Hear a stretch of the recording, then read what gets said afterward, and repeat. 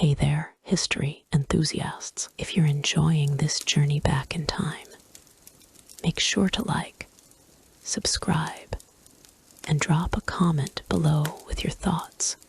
We'd love to hear what sparks your curiosity. Imagine, if you will, the gentle hum of a bygone era, where the sun-kissed streets of Persepolis in the 5th century BCE come alive with the rhythm of daily trade. Picture yourself wandering into an ancient Persian bazaar, not as a hurried visitor, but as a quiet observer, drifting through the scene like a soft breeze over the arid plains. The air is thick with the mingled scents of cumin and saffron, their warm aromas weaving through the pathways like invisible threads, inviting you to pause and breathe deeply. This was the heart of the Achaemenid Empire, a vibrant tapestry of commerce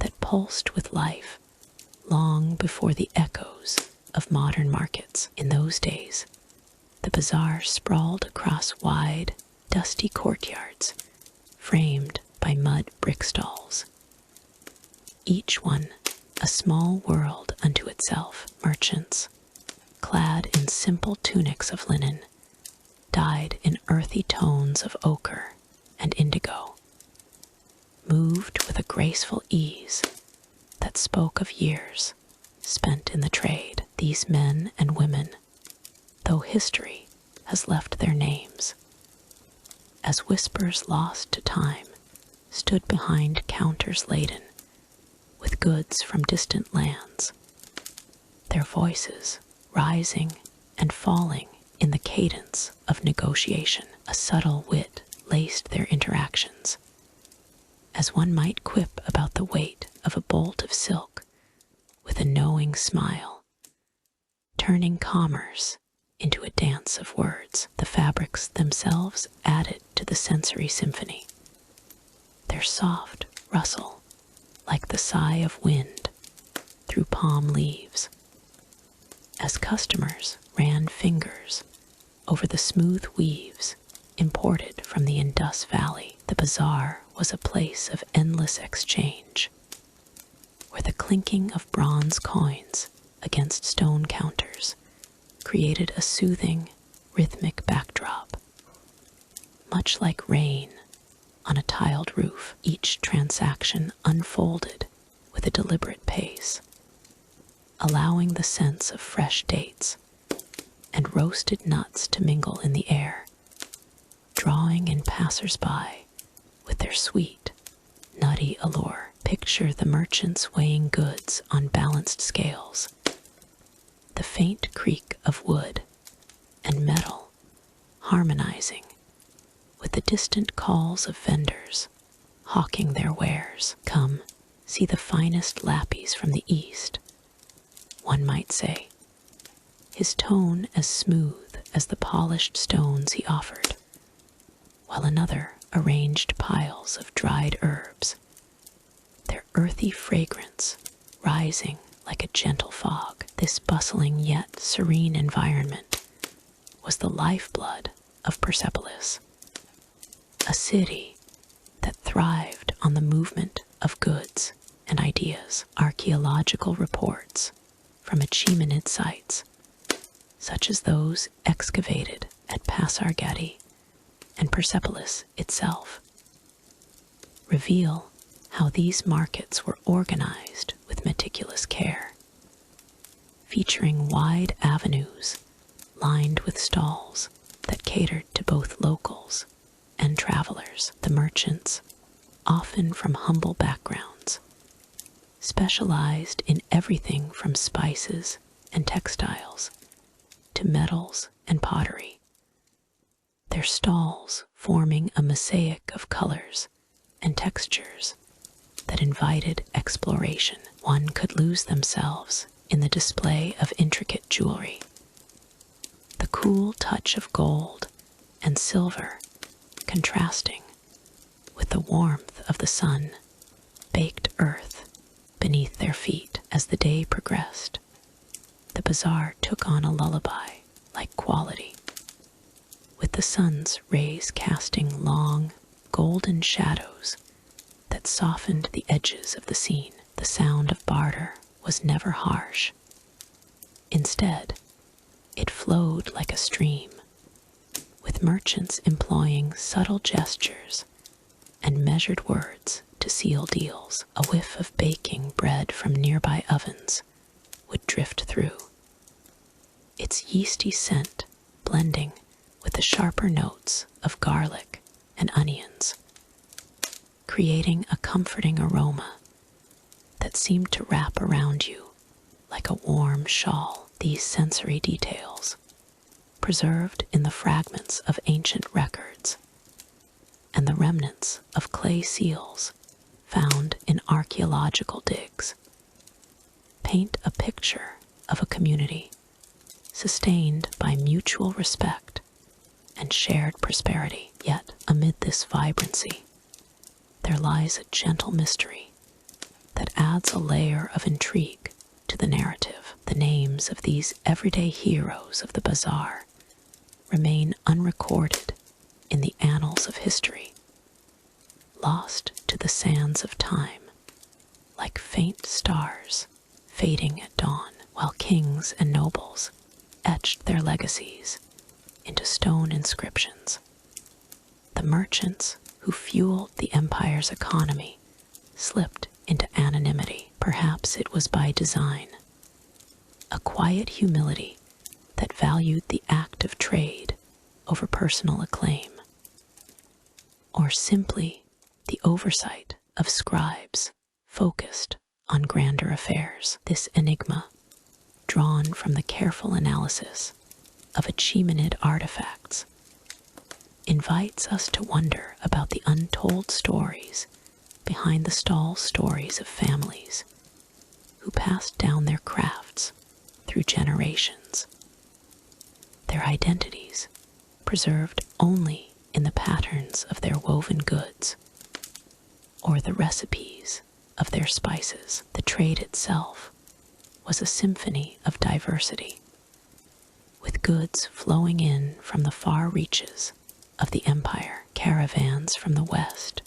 brought olive oil and wine, their containers clinking softly as they were unloaded, while eastern routes supplied exquisite pearls and ivory, their smooth surfaces gleaming under the canvas awnings. Merchants in their tunics, often belted with leather straps for practicality, would inspect these arrivals with a discerning eye, their fingers tracing the edges of a Persian rug or the curve of a clay vessel. The bazaar's layout, as suggested by archaeological surveys, included open spaces for larger transactions, where the murmur of crowds created a soothing backdrop, punctuated by the occasional laughter of a successful deal. Sensory experiences defined every moment here. The taste of a sample fruit, juicy and sun-ripened, offered as a gesture of goodwill, or the feel of cool water from a nearby fountain, its trickle a constant, calming presence. Even the colors played their part, the deep reds of pomegranates piled high, contrasting with the vibrant greens of fresh herbs, all under a sky that shifted from azure blue to soft orange as the day waned. These details, corroborated by findings from sites like Susa, highlight how the bazaar was more than mere commerce. It was a living entity, breathing with the pulse of human interaction. In this realm, the emphasis was always on the positive flow of goods, fostering connections that spanned continents. A merchant might spend hours arranging his display, the faint scent of myrrh from his incense burner wafted wafting through the air, creating an atmosphere of tranquility amidst the busyness. The subtle wit of the traders shone through in their banter, as one might jest about the elusive weight of a spice pouch, turning potential disputes into amicable exchanges. Archaeological evidence, such as the discovery of trade seals and inventory tablets, underscores the efficiency and harmony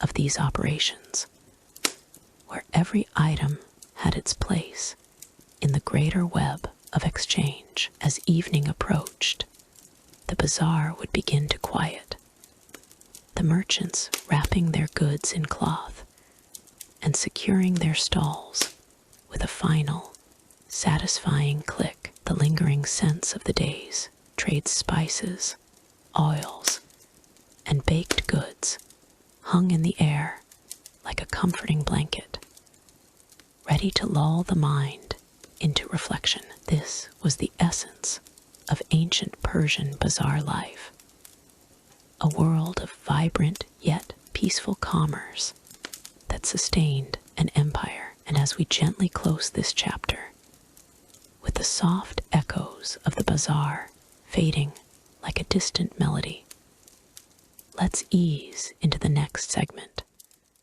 where we'll explore further aspects of this fascinating era. Until then, may your dreams be filled with the warm scents and soothing sounds of history in the hushed halls of Persepolis, where the ancient stones whispered secrets of empires past.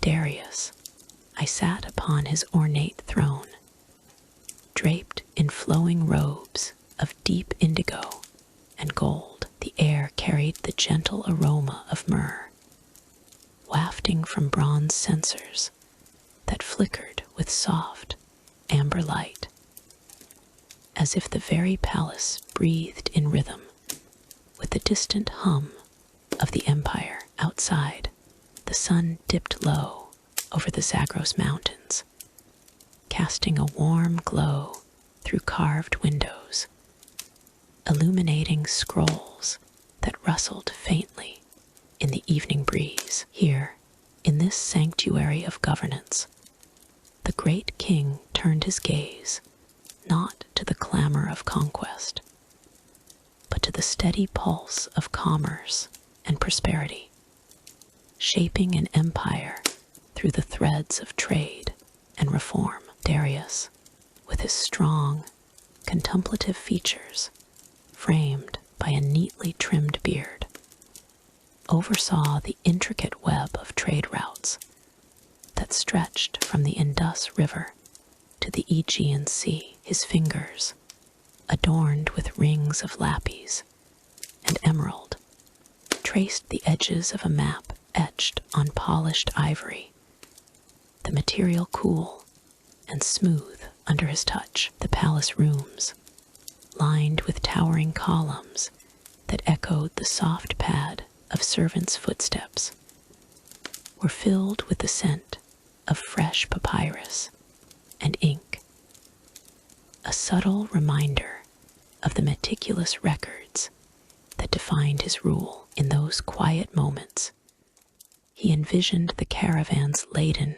with spices, silks, and grains, traversing well-maintained roads where the crunch of wheels on gravel harmonized with the calls of merchants under starlit skies. It was a reign built not on the sword, but on the scales of balance and the flow of gold. From his earliest days as king, Darius sought to mend the frayed tapestry of the Achaemenid economy, drawing upon inscriptions carved into the rock faces of Behistun and other royal edicts. These ancient texts, preserved in the palace archives, spoke of his vision for a unified system where weights and measures were standardized across vast provinces. Imagine the satisfaction in his eyes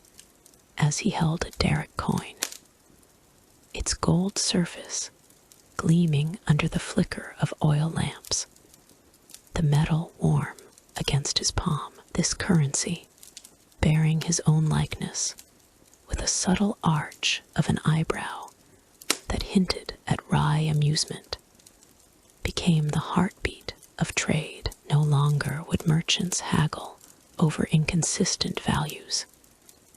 Instead, a single standard brought order, like the steady rhythm of a distant drum echoing through the palace courtyards. The reforms extended to the land itself, for Darius understood that an empire's wealth lay in its soil and waters. In the palace gardens, where fountains murmured softly and petals of roses brushed against the wind, he contemplated the irrigation canals that snaked through the plains of Mesopotamia. The air, tinged with the earthy scent of damp earth and blooming jasmine, carried the essence of his innovations. By ordering the construction of these waterways, as detailed in the royal inscriptions, he ensured that arid fields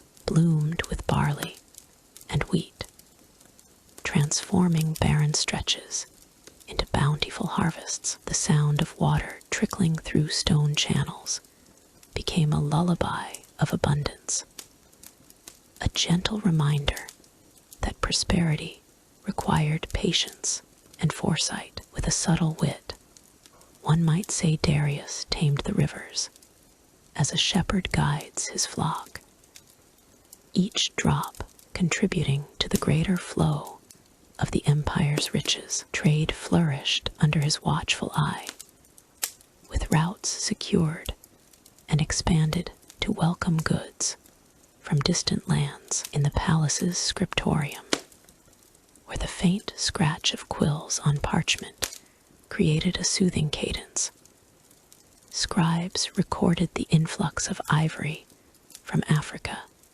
and lapis from the east, their work illuminated by the warm glow of beeswax candles. Darius, in his robes that whispered against the throne's cushions, oversaw the establishment of royal warehouses, vast halls where the air was heavy with the mingled scents of cedar wood and stored grains. These reforms, etched in the Persepolis tablets, emphasized fair taxation based on land productivity, ensuring that even the farthest satrapies contributed without undue burden. The king's approach was one of quiet wisdom, as if he were a gardener pruning a vine, allowing it to bear fruit in due season. Yet, amid this era of growth, a subtle mystery lingered in the shadows of the palace, like a whisper carried on the night breeze. The lost royal ledgers, volumes of meticulously kept accounts that vanished from the archives, added an enigmatic layer to Darius's legacy. In the dim recesses of the treasury rooms, where the air held a faint trace of aged leather and forgotten ink, courtiers spoke in hushed tones of these missing records. They contained, it was said, the precise details of trade balances and tax yields, insights that could unravel the secrets of his economic mastery. Darius himself, with a detached curiosity in his gaze, pondered their absence during late evenings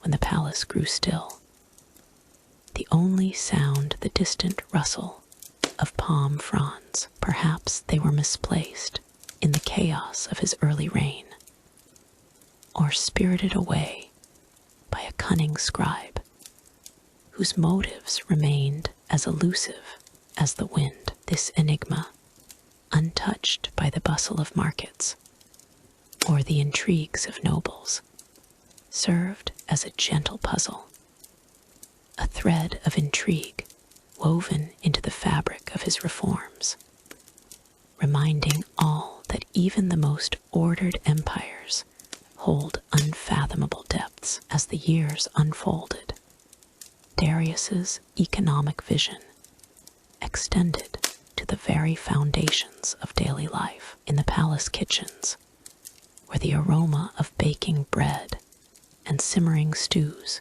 created a comforting haze, his policies ensured a steady supply of provisions for the court and beyond. The inscriptions from Susa and Persepolis recount how he encouraged the cultivation of orchards and vineyards, their fruits ripening under the sun's benevolent gaze. The taste of fresh dates, sweet and succulent, became a symbol of his success, shared among advisors in the grand dining halls, where tapestries fluttered softly with a touch of subtle wit.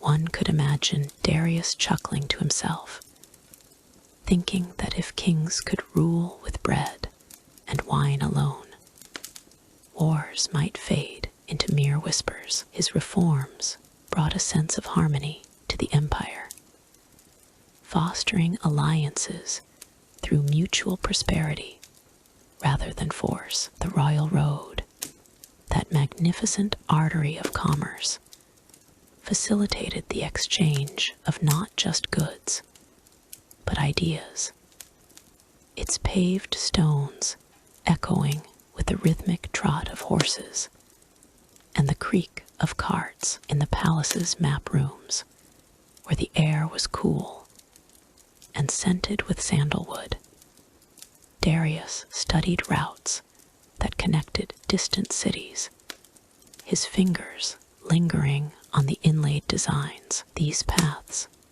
as described in the ancient edicts, allowed for the swift movement of tributes and trade, turning the empire into a vast, interconnected web. The sensory delight of a caravan's arrival, the jingle of harnesses, the spicy scent of exotic wares, was a testament to his foresight, a lullaby of progress that soothed the soul. Through it all, Darius maintained a detached poise, his reign a model of steady administration. The palace, with its marble floors that cooled the feet and walls adorned with intricate reliefs, stood as a monument to his achievements. Even in moments of challenge, such as fluctuations in trade or minor scarcities,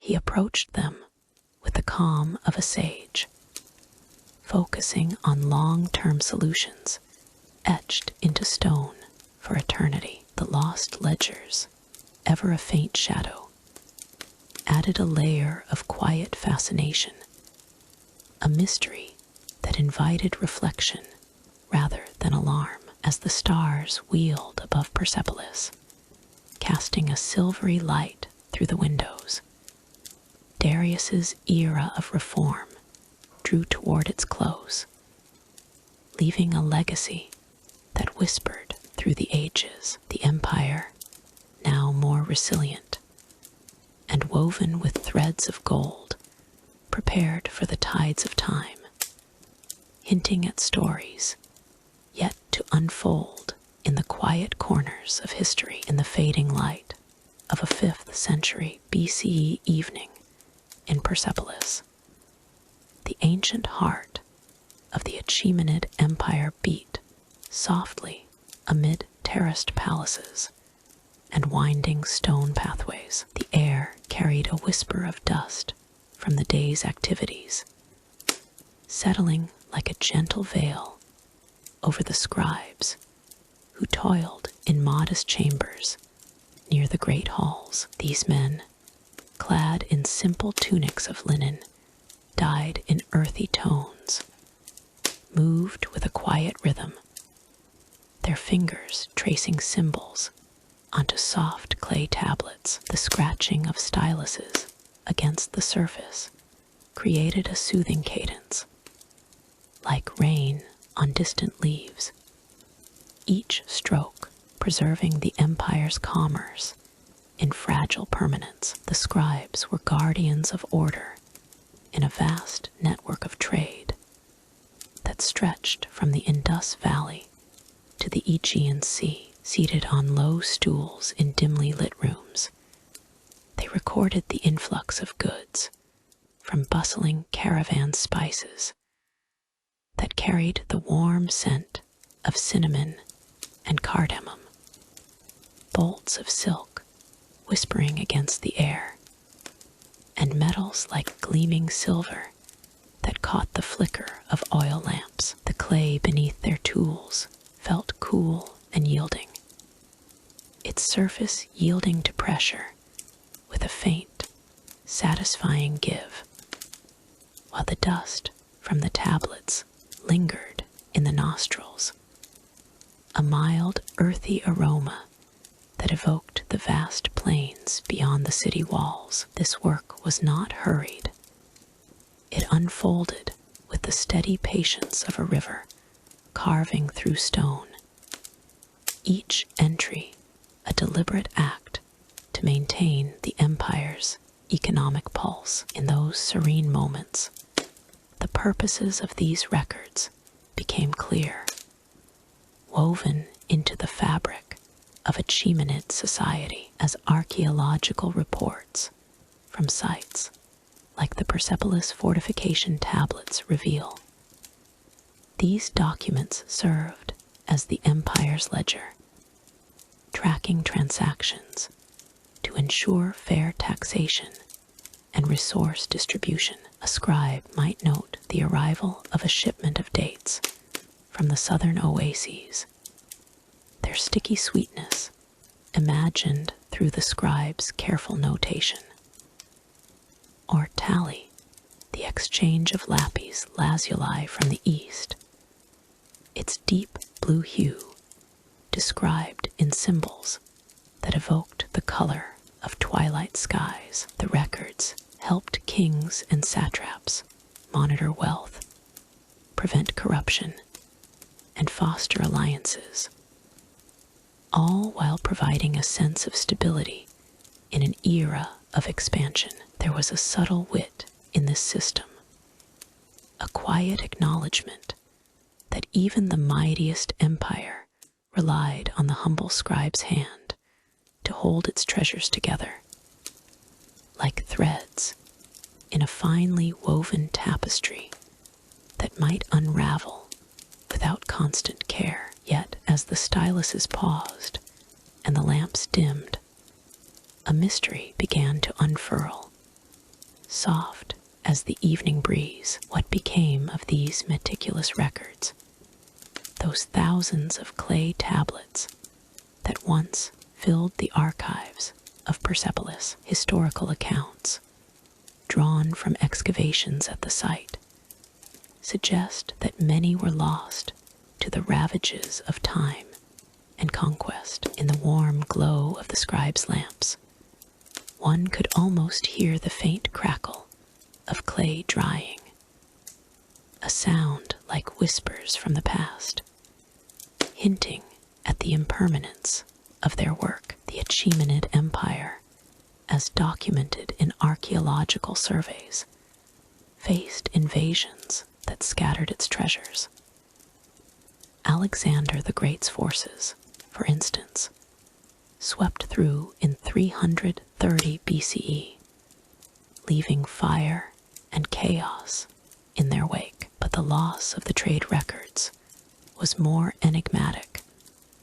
Not a sudden blaze, but a gradual fading, like ink bleeding into sand. Imagine the scribes at their tasks, the air thick with the scent of pressed clay, and the faint oil from their lamps, a comforting aroma that mingled with the distant calls of night birds. Each tablet, once inscribed, was stored in vaults beneath the palaces, where the cool stone floors absorbed the day's heat, creating a hush that amplified the mystery.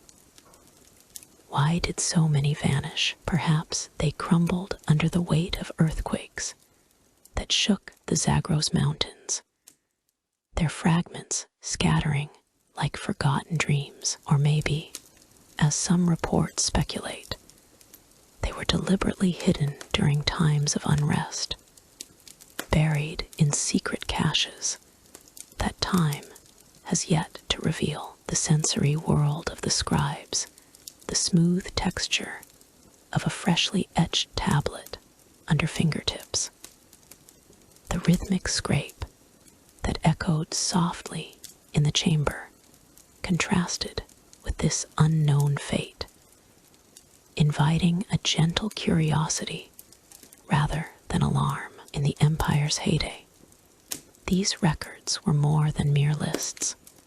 They were the lifeblood of trade, ensuring that goods flowed smoothly from one satrapy to another. A scribe might document the barter of fine horses from the northern steppes, their muscular forms implied in notations that evoked the thud of hooves on packed earth, or catalog wines from the western vineyards, their rich, fermented scent almost palpable in the scribe's descriptions. Archaeological evidence from the fortification tablets unearthed in the 1930 shows how these documents detailed not just quantities, but the human stories behind them, the merchants who traveled weary miles, the laborers who harvested under the sun's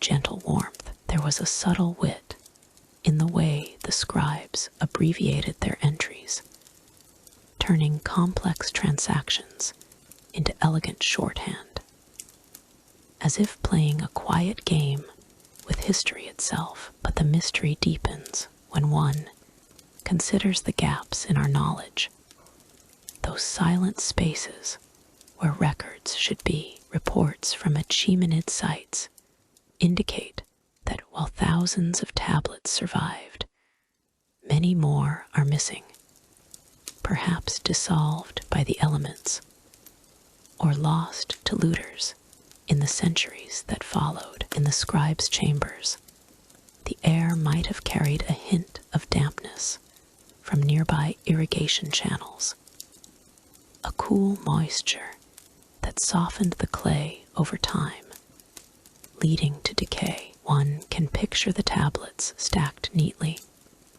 their edges dusted with fine particles that glittered in the lamplight, only to be forgotten as empires shifted. What secrets did they hold? Details of trade routes that could rewrite our understanding of ancient economies, or accounts of exotic goods like ivory from Africa.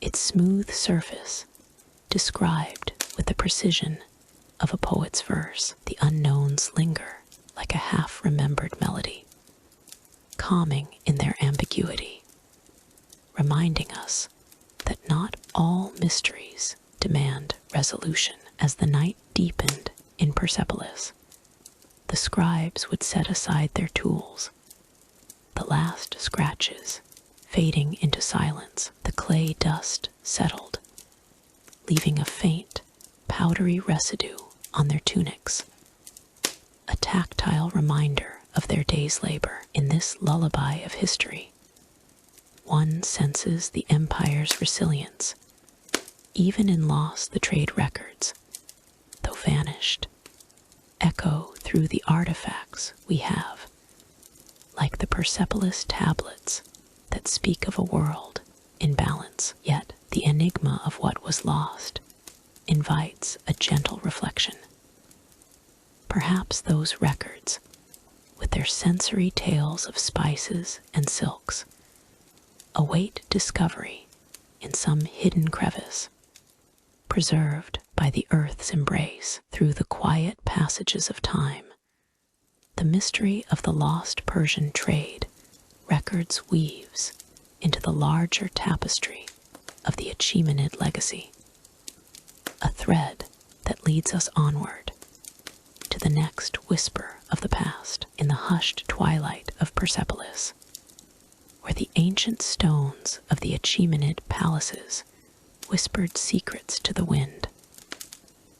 Life unfolded in a rhythm as steady as the Tigris's flow. Imagine, if you will, a noble's residence nestled among the terraced heights, its vast halls echoing with the soft footsteps of attendants and the faint rustle of silk. Here, in the 5th century BCE, the air carried the warm spice of saffron and myrrh, drawing one into a world of quiet splendor, far from the clamor of markets or the decrees of kings. The sun dipped low, casting golden hues across the columned halls that rose like guardians from the earth. Each pillar, hewn from gray limestone and adorned with carvings of mythical beasts and floral motifs,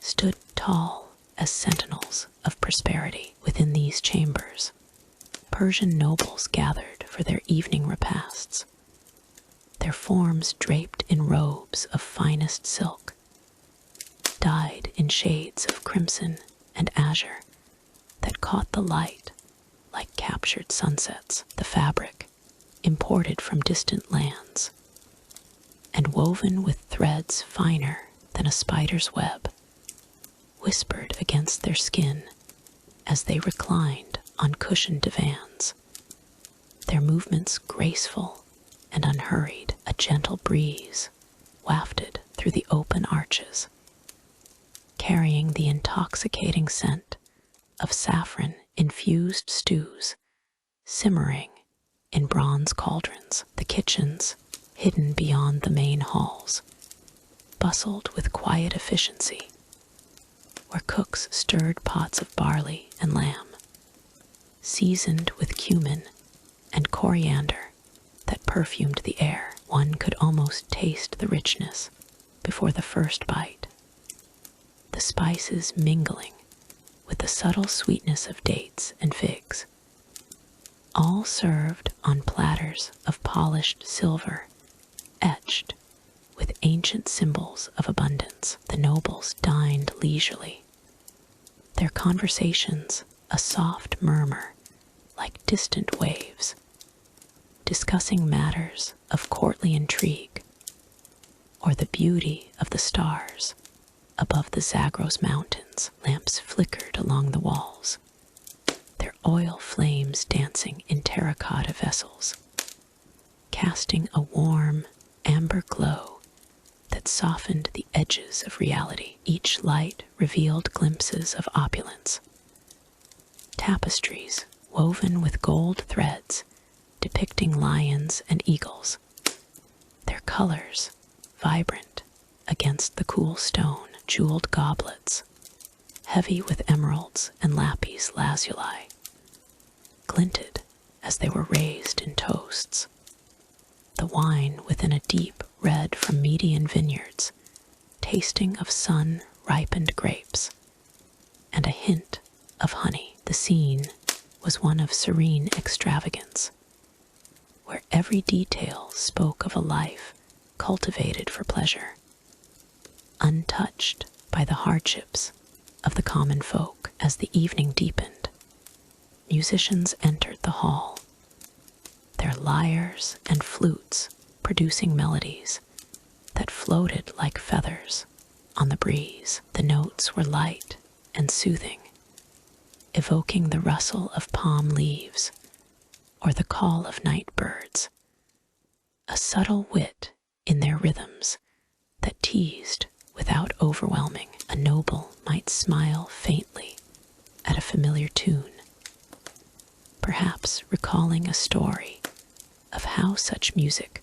once lulled a weary traveler in the royal gardens. The air grew heavier with the scent of rosewater, sprinkled by silent servants who moved like shadows, their presence a mere whisper against the polished floors. In this world of refined ease, the palace treasures held a quiet allure, their origins as mysterious as the stars. Excavations from later ages have uncovered fragments of this lost splendor, gold derricks and ornate seals buried beneath the ruins. But tales persist of items that vanished without trace. One might ponder, in the flickering lamplight, the fate of a legendary necklace said to have adorned a noble's consort, its pearls gleaming like moonlight on the Euphrates. Crafted in the workshops of Sardis, it disappeared during a feast much like this one, leaving only whispers among the courtiers. Was it spirited away by a trusted servant, or claimed by the earth in some ancient upheaval? The mystery lingers, a gentle enigma that adds a layer of intrigue to the night's tranquility without disturbing the peace. The nobles, their faces illuminated by the soft glow, exuded an air of timeless grace. Men with beards oiled and curled, women with hair bound in intricate braids, adorned with amethyst, all partaking in the feast with a detachment that spoke of their elevated station. They spoke of the season cycles, how the spring rains brought forth wildflowers whose petals scented the palace courtyards, or how the autumn winds carried the taste of ripening pomegranates. Each meal was a ritual, a celebration of abundance drawn from the empire's vast reaches, from the fertile plains of Mesopotamia to the high plateaus of Persia proper. Yet amid the opulence, there was a subtle wit in the way life unfolded, a quiet humor in the imperfections that made it human. A servant might fumble a tray, eliciting a soft chuckle from the assembly, or a dish might surprise with an unexpected spice, drawing amused murmurs. These moments, fleeting and light, wove through the evenings like threads in a tapestry, reminding that even in grandeur, the world turned with gentle unpredictability. As the night advanced, the halls grew quieter, the lamps burning low and casting elongated shadows that played across the columns. The sense of the feast lingered, a comforting blend of roasted meats and fresh herbs, while the cool night air carried hints of dew-kissed gardens beyond. Here, in the heart of Persepolis, one could imagine the palace as a living entity, its stones holding memories of countless such gatherings, each one an echo of the empire's golden age. Historical accounts from Achaemenid excavations, such as those at the Apadana, reveal the meticulous craftsmanship of these spaces, with their vast audience halls designed for display rather than daily utility. The nobles' robes, as documented in reliefs, were not mere garments, but symbols of status, their silk imported at great expense and dyed with pigments from afar. Sensory details from these reports paint a vivid picture. The flicker of oil lamps illuminating intricate friezes, the aroma of spices that filled the air during banquets, all contributing to an atmosphere of cultivated luxury. In one such excavated hall, archaeologists found remnants of feasting shards of fine pottery and traces of exotic residues that speak to the daily rhythms of palace life. The mystery of the lost treasures, perhaps including a famed collection of ivory carvings, adds a layer of fascination. These items, once displayed in alcoves lined with lapis, are thought to have been hidden or lost during the empire's decline. Their absence, a poignant reminder of time's passage. Yet in the telling, we approach such losses with a detached calm, focusing on the beauty they once embodied rather than the sorrow of their vanishing. As the stars wheeled overhead, the nobles retired to their chambers, where the air was fresh with the scent of jasmine from hanging gardens. The palace settled into a peaceful hush, the columns standing vigilant through the night. And so, as this scene fades like a dream at dawn, one might wonder what other wonders await in the unfolding tapestry of history, drawing us gently toward the next whisper of the past. In the hushed dawn of 5th century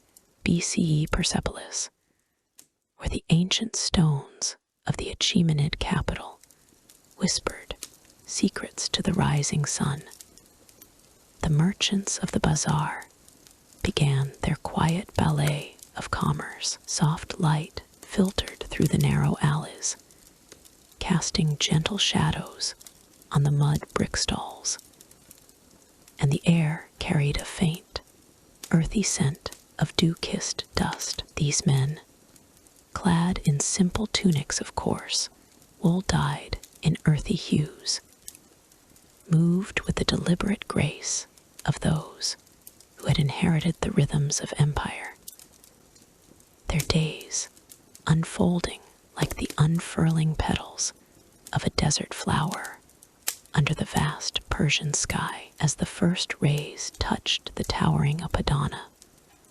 merchants like Darius, a trader in fine linens, stirred from their modest homes on the city's outskirts. He rose from his pallet, the cool clay floor pressing against his bare feet, a subtle reminder of the empire's unyielding earth. The room smelled of lingering smoke from the previous night's hearth, where embers glowed faintly in the pre-dawn gloom. Darius donned his tunic, the fabric rustling softly as it settled over his shoulders, its threads woven from distant looms in the satrapies of Lydia or Egypt, traces of the vast trade networks documented in the royal archives at Susa. With a wry smile, he might have thought, as many did,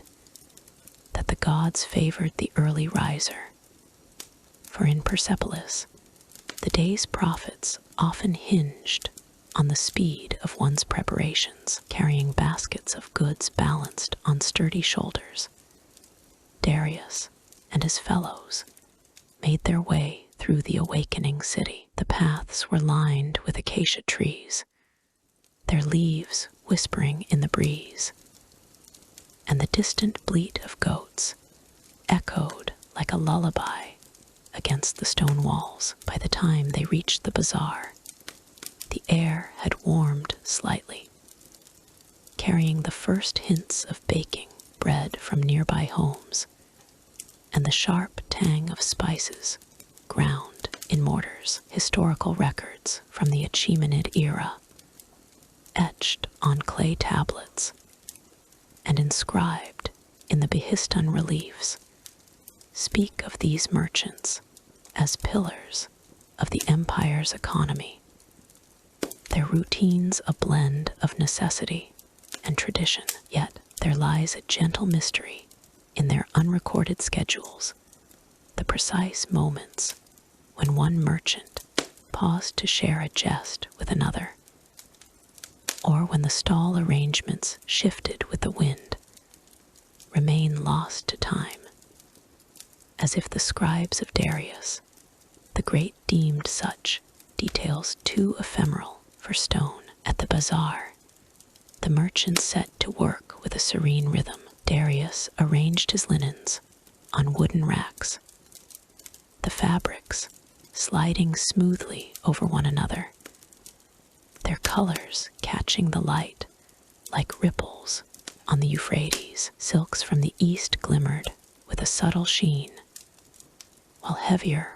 wools draped like protective cloaks, their textures evoking the highlands of Media. The dusty air hung lightly around him, particles dancing in sunbeams, and the faint creak of stall beams under the weight of goods added a comforting cadence to the morning. Nearby, another merchant, perhaps named Artaxerxes, specialized in metals, bronze mirrors, and iron tools, polished to a soft glow. He laid out his wares on low tables, the clink of metal against wood a muted symphony, each piece a testament to the empire's metallurgical prowess, as noted in trade manifests from the time. As the sun climbed higher, the bazaar stirred to life.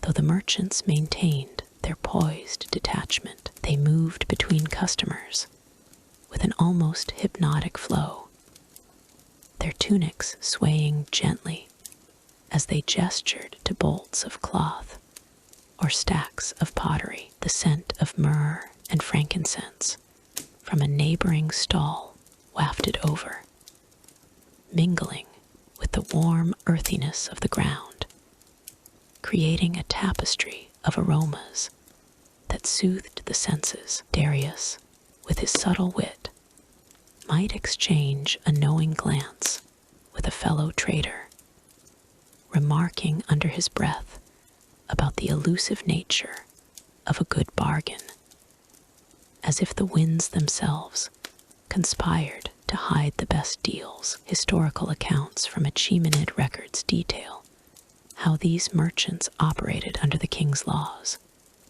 their transactions taxed and tallied.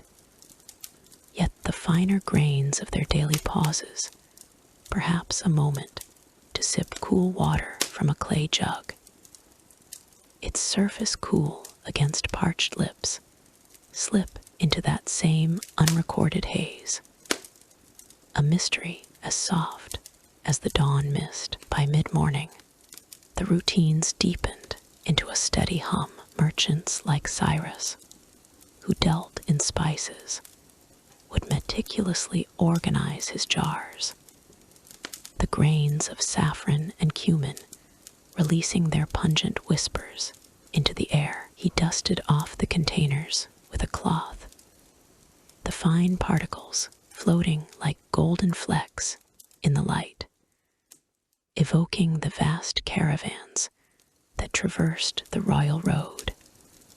As chronicled in the Persepolis fortification tablets, the warmth of the sun on his back was a gentle companion, and the occasional rustle of a bird's wings overhead added a whimsical note to the scene. In these hours, the merchants might share brief conversations, their voices low and melodic, discussing the quality of goods from Elam or the latest news from Sardis, all while maintaining the empire's famed order. Yet, woven through these interactions was the enigma of their unscripted interludes, the spontaneous adjustments to a stall's layout when a breeze stirred the fabrics, or the unspoken decisions to extend credit to a trusted buyer, elements that trade records gloss over, leaving a subtle intrigue for the curious mind. As the day progressed toward noon, The merchants paused for respite, their routines aligning with the sun's zenith. Darius would step back from his stall, wiping his brow with the edge of his tunic, the fabric absorbing the faint sheen of sweat.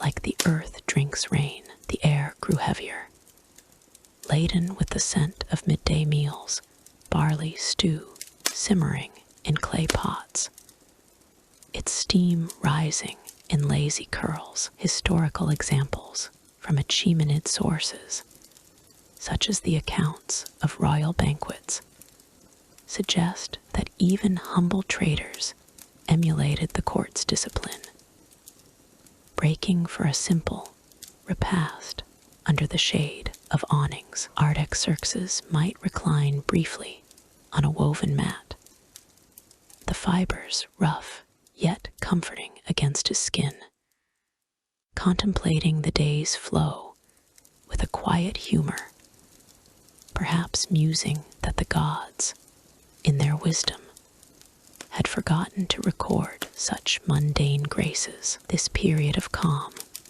with the bazaar's sounds softening to a murmur, the distant chatter of voices, the soft thud of footsteps on packed earth, hinted at the deeper mystery. How these routines, so vital to the empire's heartbeat, remained partially veiled, their full cadence known only to those who lived them. In the afternoon, as shadows lengthened, the merchants resumed with renewed focus. Cyrus arranged his spices anew, the aromatic oils leaving a faint residue on his fingers, a sensory reminder of lands beyond the Zagros Mountains. The tunics, now warmed by the sun, rustled less frequently, as if attuned to the slowing pace. Customers browsed with leisurely intent, their inquiries met with the merchant's soothing assurances, drawing from the Achaemenid emphasis on fairness in trade. Darius, ever the observer,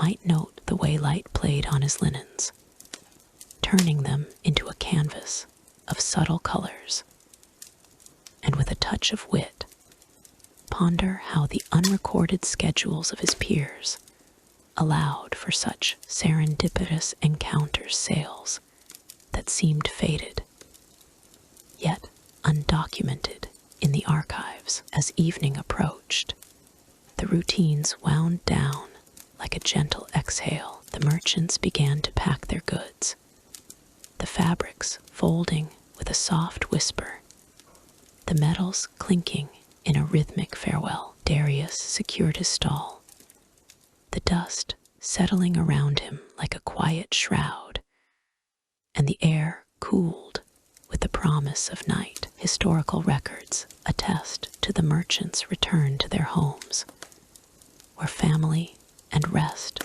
awaited. But the mystery persists, the unspoken variations in their days, the impromptu gatherings, or solitary reflections that never made it to parchment. With the bazaar's lights dimming, one might imagine Darius glancing back, a faint smile playing on his lips, as if to say that some rhythms are best left to the wind. And so, as the stars emerged over Persepolis, the merchant's day faded into the empire's vast tapestry, a soothing prelude to the morrow, where the unrecorded might yet reveal its secrets in the soft light of dawn. In the heart of ancient Persepolis, where the sun rose gently over the jagged peaks of the Zagros Mountains, the bazaar stirred to life like a quiet river finding its course. Merchants in simple tunics of woven linen, dyed in earthy shades of ochre and indigo, moved with a deliberate grace among the stalls. These men and women, bearers of goods from distant lands, gathered under awnings of stretched goat hide, their voices a soft murmur against the vast expanse of the empire's trade networks. The air carried the faint scent of cardamom and myrrh, mingling with the warm dust that settled on everything like a fine veil, inviting one to pause and breathe deeply in the rhythm of commerce. Here, in the 5th century BCE, under the vast canopy of the Achaemenid realm, trading was an art as old as the cuneiform tablets that recorded royal decrees. A merchant might arrive at dawn, his tunic belted with a leather strap, holding small pouches of silver sigloi coins, each one clinking softly as he adjusted his load. The sound was subtle, like distant chimes in a breeze, drawing traders together in a dance of negotiation. They bartered not with haste, but with the patience of those who understood the empire's vast web of routes, the royal road stretching from Sardis to Susa, where caravans carried silks from the east and amber from the north. A seller of fine woolens, his hands calloused from years of handling bolts of fabric, would eye a buyer across a low table, the fabric's soft weave catching the morning light. The techniques were rooted in trust and tradition, drawn from the Persepolis fortification tablets that detailed allocations of grain and livestock for royal favor. A merchant might begin by presenting his wares.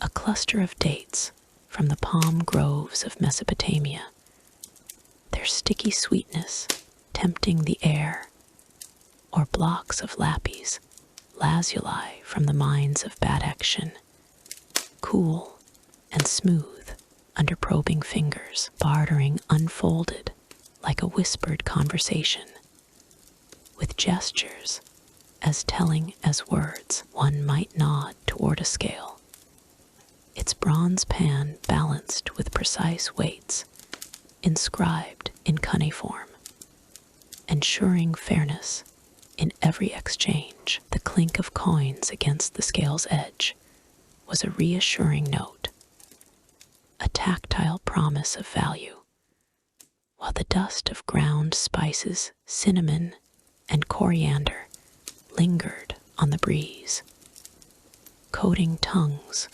with a hint of exotic promise. Wit crept into these interactions, subtle as the shadow of a passing cloud. A merchant, perhaps with a wry smile hidden beneath his beard, might jest about the weight of a rival's goods, saying, "Your silver feels as light as the king's promises," before they both chuckled and adjusted their offers. This humor eased the flow, turning potential disputes into shared amusement. Techniques varied by commodity. For textiles, merchants relied on the feel of the weave, running fingers over the threads to detect quality. The faint rustle, a sensory cue of durability. For spices, they might crush a sample between thumb and forefinger, releasing an aroma that evoked distant markets. The sharp tang of pepper from India mingling with the earthy undertone of local herbs. Yet amid this orderly exchange, there lay a mystery, an unrecorded shadow in the annals of Achaemenid trade. While tablets meticulously noted official transactions, allocations of wine for feasts or medals for the treasury, certain methods remained whispered secrets, passed in the quiet corners of the bazaar. Perhaps it was the use of hidden tokens, small clay seals imprinted with personal symbols, exchanged under cloaks to signal trust in deals not meant for the scribes. Or maybe it was the art of gauging a buyer's true intent through subtle cues,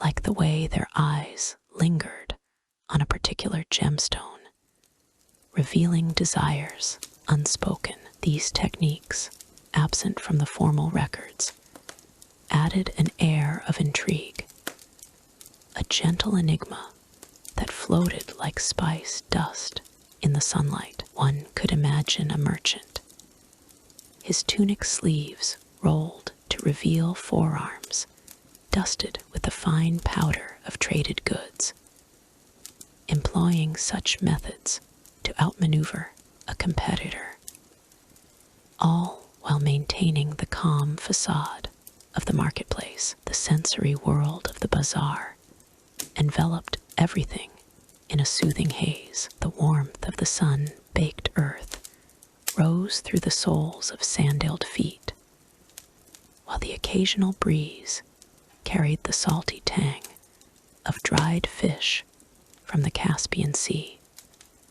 Laid out on mats beside piles of gleaming olives, merchants moved with a lullaby-like rhythm, their bartering a series of soft questions and affirmations.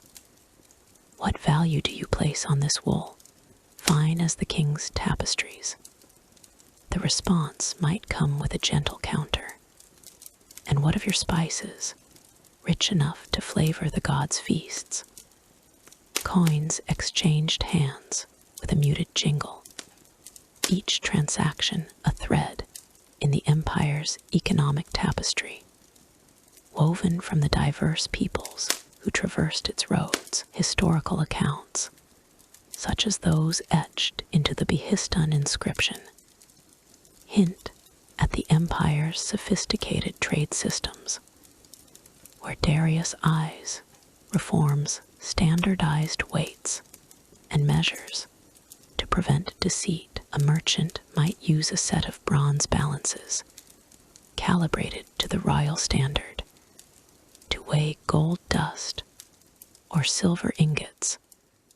The metal's cool weight, a tangible measure of prosperity. This precision extended to credit arrangements, where verbal agreements, backed by familial bonds or temple oaths, allowed for deferred payments, a technique that fostered long-term alliances without the need for immediate coin. The air would grow thick with the scent of brewing tea from the eastern provinces, shared between parties to seal deals, its steam rising like a soft sigh in the afternoon calm. As the day progressed, the mystery deepened. Unrecorded methods might involve the interpretation of omens, a subtle nod to the Zoroastrian influences of the era, where a merchant consulted the flight of birds or the pattern of stars before finalizing a bargain. Such practices, though not documented in official tablets, persisted as oral traditions, a hidden layer beneath the surface of commerce. One could feel the weight of this secrecy in the air, a quiet undercurrent that made each exchange feel like a story unfolding. The merchants, with their tunics slightly frayed from travel, embodied this blend of the known and the enigmatic, their faces etched with the wisdom of routes that spanned from Egypt's Nile to the Indus Valley. Sensory details wove through every moment.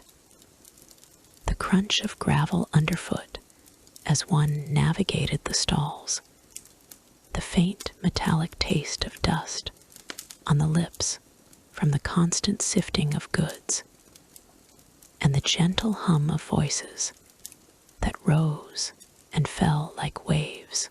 On a distant shore, a buyer might run a hand over a bolt of silk, its smooth surface a whisper against the skin, while negotiating its price. These interactions were not mere transactions, but rituals, preserving the empire's economic harmony. Historical examples abound, like the trade in horses from the Central Asian steppes, where merchants assessed breeding lines through careful observation, their eyes narrowing in quiet evaluation. Yet, even in this calm, the unrecorded techniques added a layer of fascination. Perhaps it was the use of coded language, where a simple phrase like "the wind from the east" signaled a willingness to offer a lower price,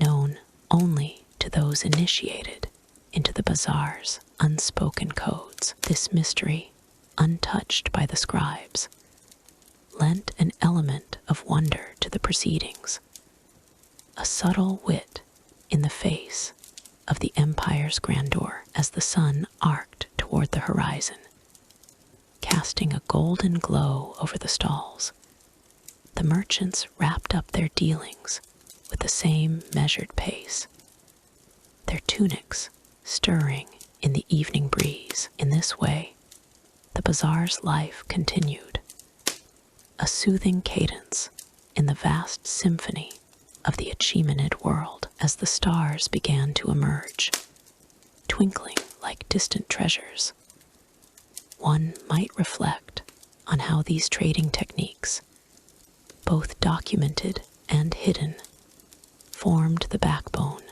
of an empire. And so, with the soft close of the day's commerce, the scene fades gently, leading toward the whispers of what lies beyond, perhaps the echoes of distant lands, or the quiet turn of another tale.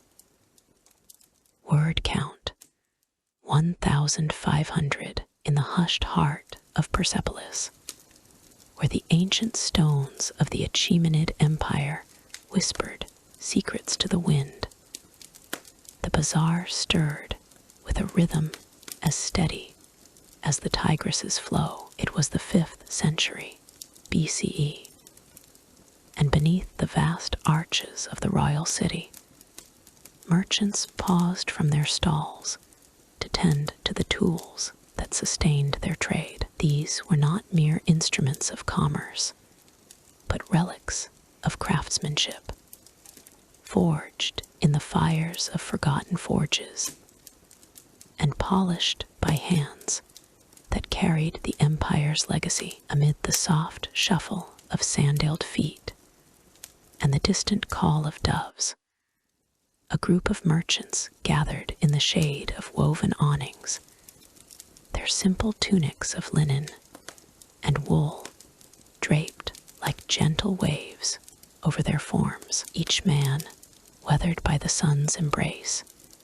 moved with a deliberate grace, as if performing a ritual passed down through generations, one that bound them to the earth's enduring mysteries. The air hung thick with the scent of aged cedar and sun-baked clay, a subtle perfume that mingled with the faint metallic tang of tools long in use. One merchant, his tunic frayed at the edges from years of wear, knelt before a set of bronze scales, their beams etched with faint, intricate patterns that spoke of skilled artisans from eras past. He reached for a cloth, soft as a whisper, and began to wipe away the dust that had settled in the crevices. The sound was a soft scrape, like the sigh of wind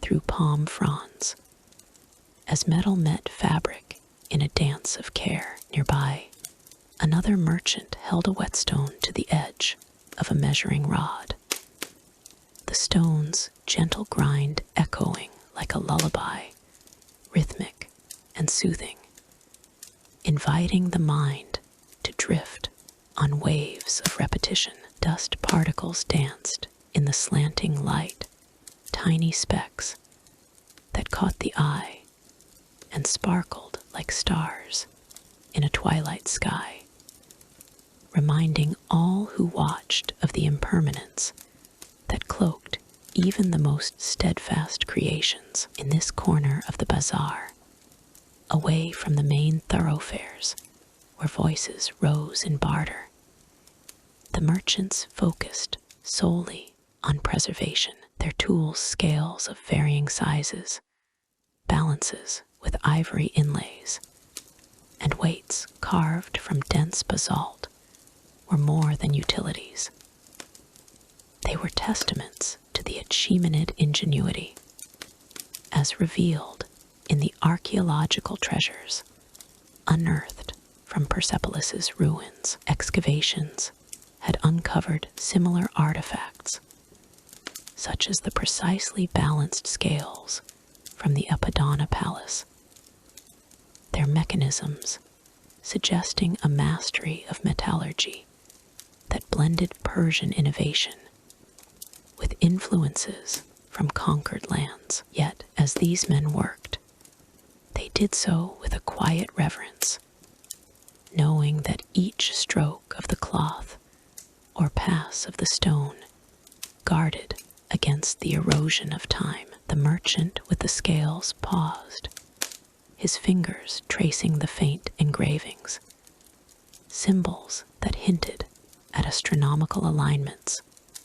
or sacred geometries, details that archaeologists had puzzled over for centuries. A subtle wit lingered in their movements, for even in this meticulous task, there was a light-hearted acknowledgement of the tool's quirks. One scale, slightly warped from years of exposure to the desert's dry heat, required a clever adjustment.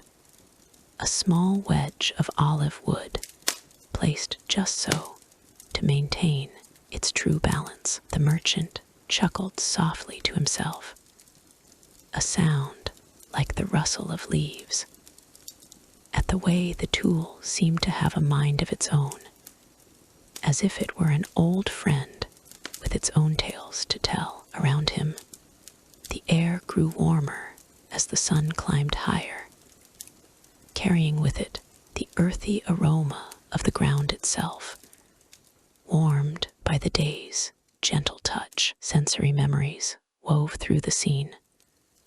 The cool, smooth feel of polished bronze under calloused palms, the faint grit of sand that clung to everything, and the occasional spark of light reflecting off a freshly cleaned surface, like a fleeting star in the marketplace's canopy. As the merchants continued, their actions unfolded with the calm of a river's current, each motion deliberate and unhurried. Another man, his tunic tied loosely at the waist, turned his attention to a set of nested weights, small cylinders of lead and stone that fit together like pieces of an ancient puzzle. He dipped a rag into a basin of water scented with pressed herbs, the liquid carrying a fresh,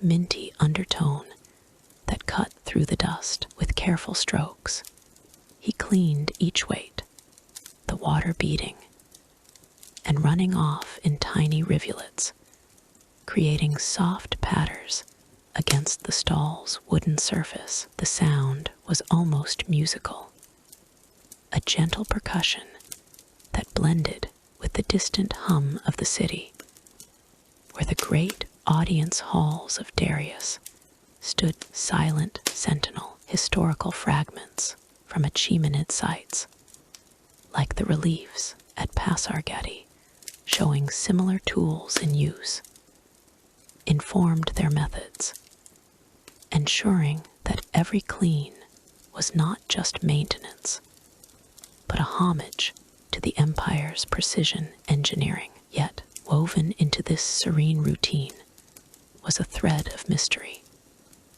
one that set the heart pondering in the quiet hours. The lost tool designs, those elusive blueprints of Achaemenid ingenuity, lingered like shadows in the merchants' minds. Archaeologists had long marveled at the sophistication of Persepolis's artifacts, the intricate filigree on scale hooks, or the precise calibrations on measuring devices.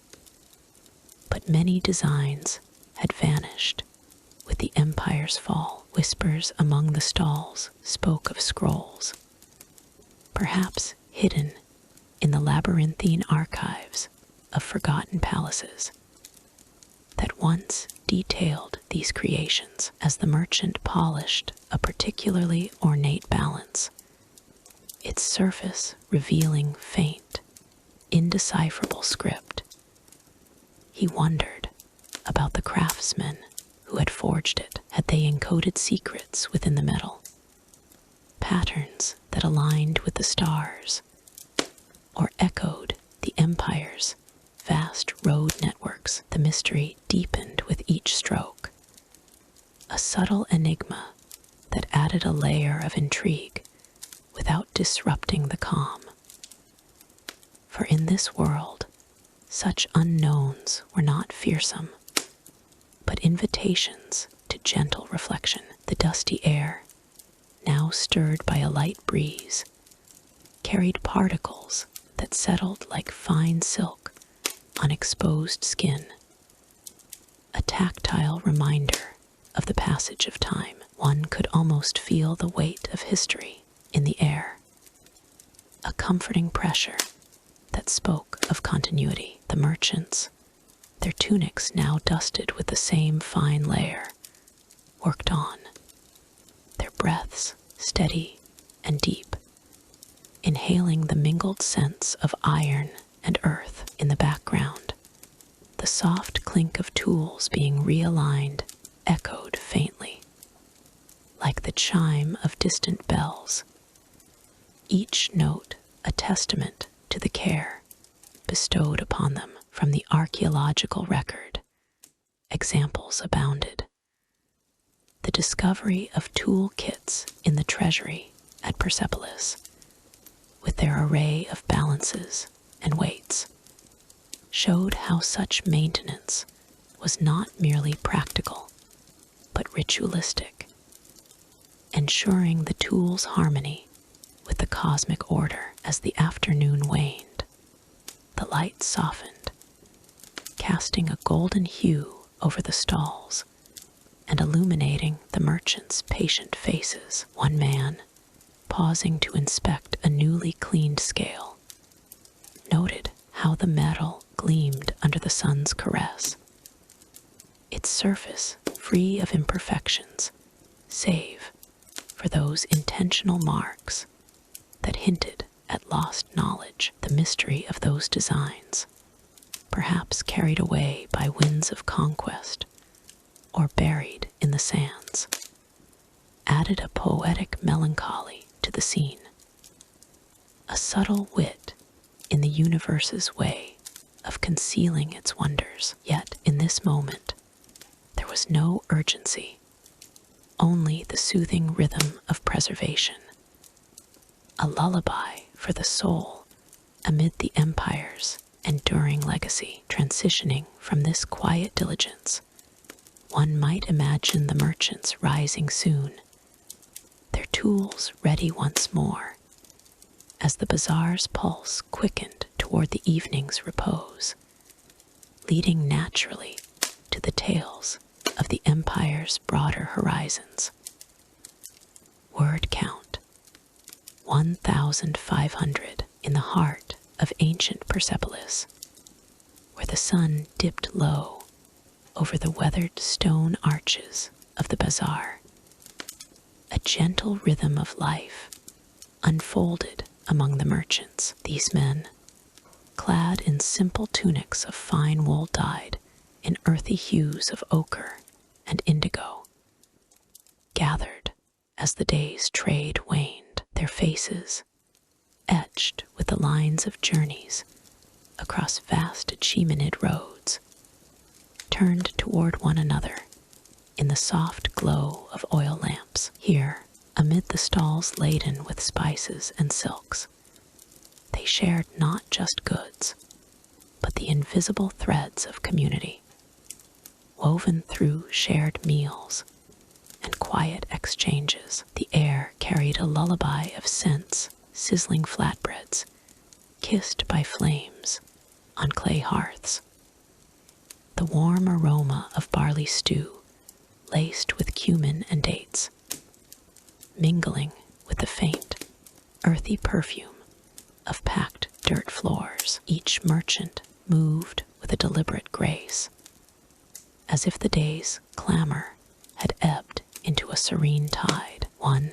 an elder with a beard, streaked in silver, unfolded a worn mat under a canopy of woven reeds, inviting others to join. They settled cross-legged, their tunics brushing against the ground, the fabric soft from years of wear, and washing in the nearby mountain streams. Bowls of yogurt-thickened soup were passed hand to hand, the steam rising like whispers from the past as they broke bread, the crust crackling just enough to release its inner warmth. Conversations flowed in hushed tones, a subtle wit threading through their words. "Ah, my friend," one might say with a knowing smile, "your dates are as sweet as the tales you spin of distant Susa, but I wager the road there has more twists than your bargains." Such banter, light as the evening breeze, bound them closer, fostering ties that echoed the Achaemenid emphasis on mutual trust in trade. As noted in the royal inscriptions of Darius, the bazaar, a labyrinth of narrow alleys lined with hanging lanterns, hummed with sensory harmony. The soft chatter of voices blended like a distant melody, punctuated only by the occasional clink of bronze cups filled with diluted wine, or the gentle pop of roasting nuts. One could almost feel the warmth of the fire pits, their embers glowing red like the setting sun over the Zagros Mountains, while the taste of fresh pomegranate seeds burst on the tongue, tart and refreshing against the richness of lamb kebabs. These gatherings were more than mere sustenance.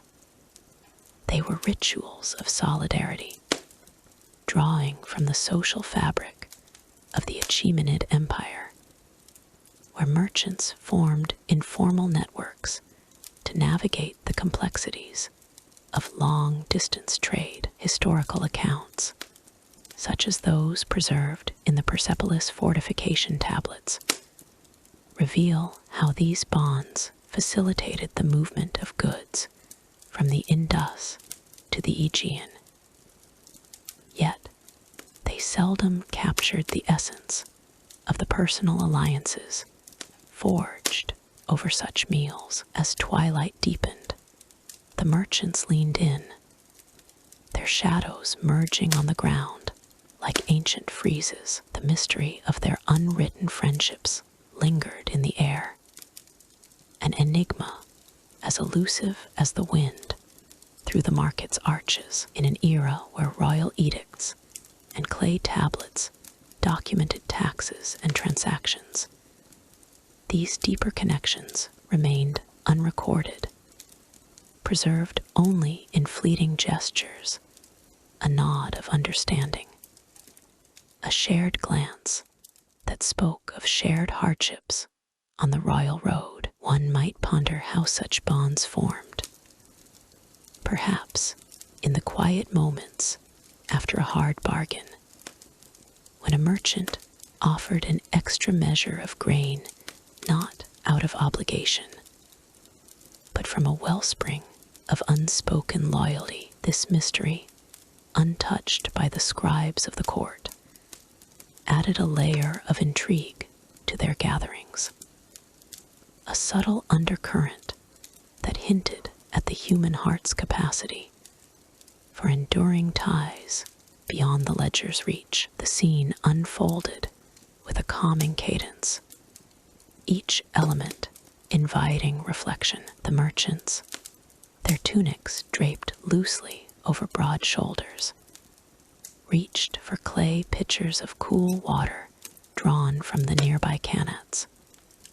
The ancient underground channels that sustained the city, the water's chill against their palms, provided a soothing contrast to the day's heat, a reminder of the empire's ingenious engineering, as celebrated in the Behistun inscription. As they sipped, the faint taste of minerals from the earth evoked memories of home villages, far-flung outposts where similar meals might be shared under starlit skies. One merchant, his eyes crinkling with quiet humor, recounted a tale of a caravan that had evaded bandits through sheer camaraderie.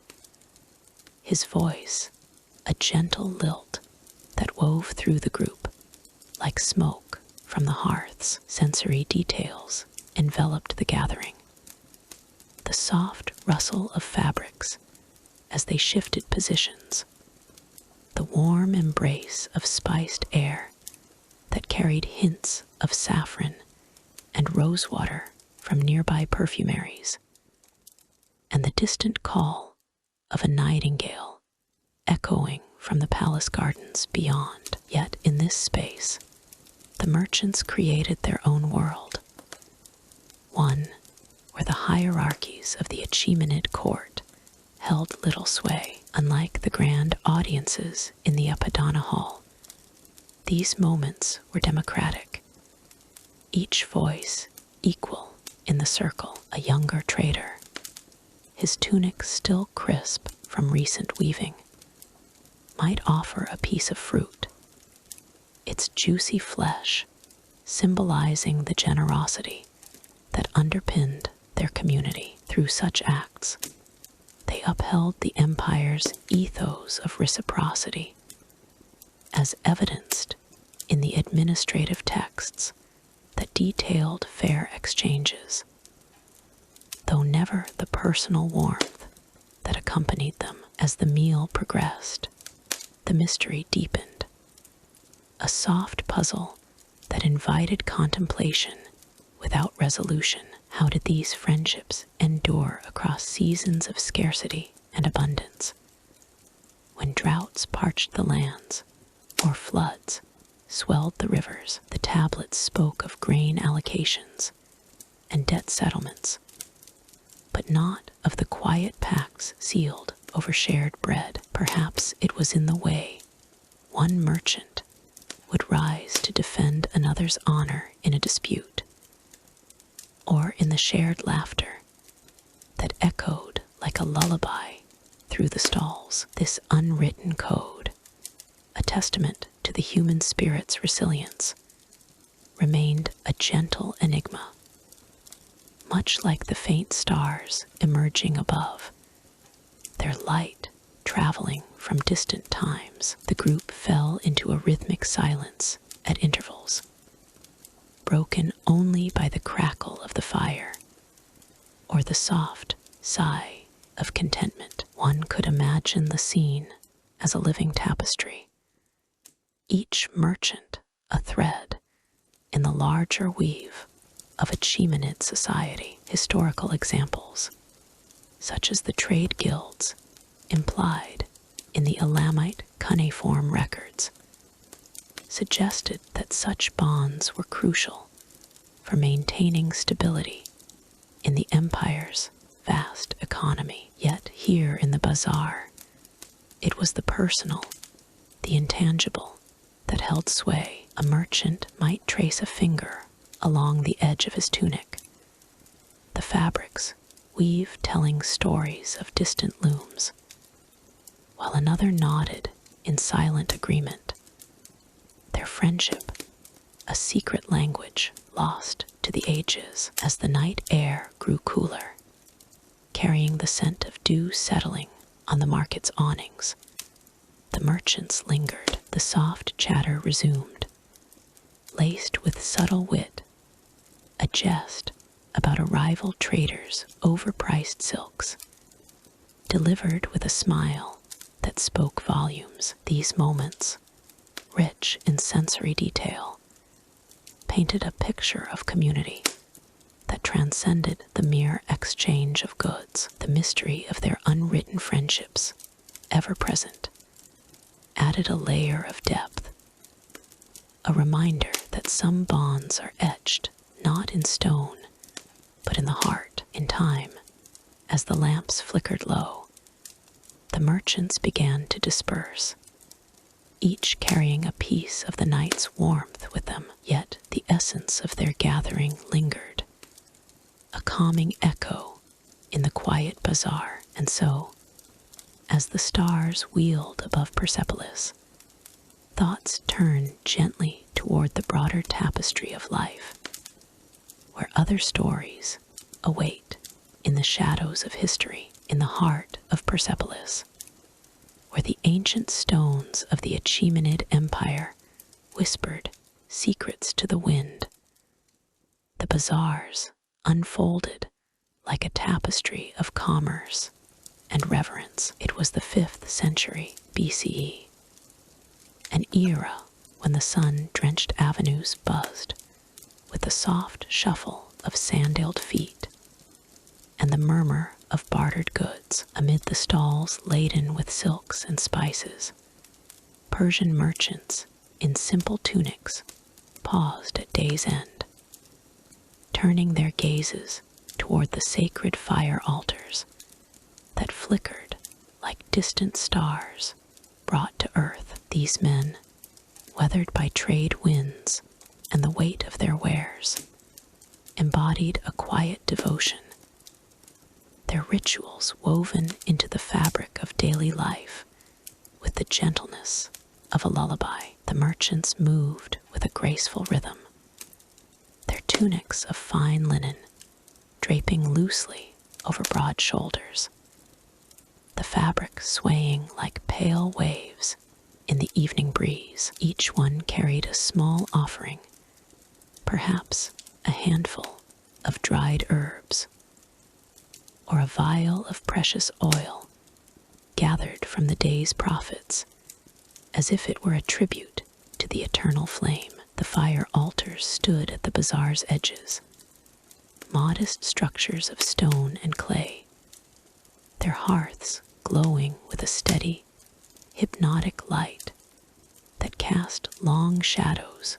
across the packed earth. As the merchants approached, the air grew thick with the scent of burning cedar and myrrh, a smoky embrace that lingered on the skin and evoked memories of harvests past. One by one, they knelt before the altars, their movements deliberate and unhurried, as if time itself bent to the will of the flames. A merchant named Darius, his tunic frayed at the hems from years of travel, extended his hands toward the fire, palms upward in a gesture as old as the empire. He murmured soft prayers in the ancient tongue, words that flowed like a gentle stream, invoking Ahura Mazda, the wise Lord of Light, to bless his scales and safeguard his journeys. The prayers were not loud proclamations, but whispers carried on the warm air, blending with the crackle of the fire and the distant coo of pigeons roosting in the arches overhead. It was a scene of serene harmony, where the smoky tendrils rising from the altar curled lazily into the twilight, painting the sky in hues of amber and rose. In these moments, the bazaar transformed from a place of barter to a sanctuary of the soul. The merchants, with their sun-kissed faces and calloused fingers, offered not out of obligation, but from a deep-seated reverence that had been passed down through generations. Historical records from the Achaemenid inscriptions at Naksh-e-Rustam speak of such practices, where fire was seen as a pure element, a bridge between the mortal realm and the divine. The altars, often tended by priests in the grand temples, found their echo in the bazaars, where ordinary men like these merchants performed simplified rites to maintain balance in their lives. As the flames danced, they reflected the golden threads woven into the merchants' tunics, a subtle reminder of the empire's opulence, from the royal treasuries to the humblest stall. Yet there was a mystery to these rituals, an unwritten essence that eluded even the most diligent scribes of the time. While Achaemenid records, such as those etched on the Behistun inscription, detailed the grand ceremonies of kings and nobles, the daily observances of the bazaar merchants remained shrouded in oral tradition, never fully captured in stone or clay. What precise words did Darius whisper as he poured oil into the fire, watching it hiss and spark? Were their secret gestures, passed from father to son, that invoked protections against unseen misfortunes? The air around the altars seemed to hold this enigma, a gentle veil of uncertainty that added a layer of wonder to the proceedings. One might imagine, in the soft glow, that the flames themselves guarded these unspoken customs,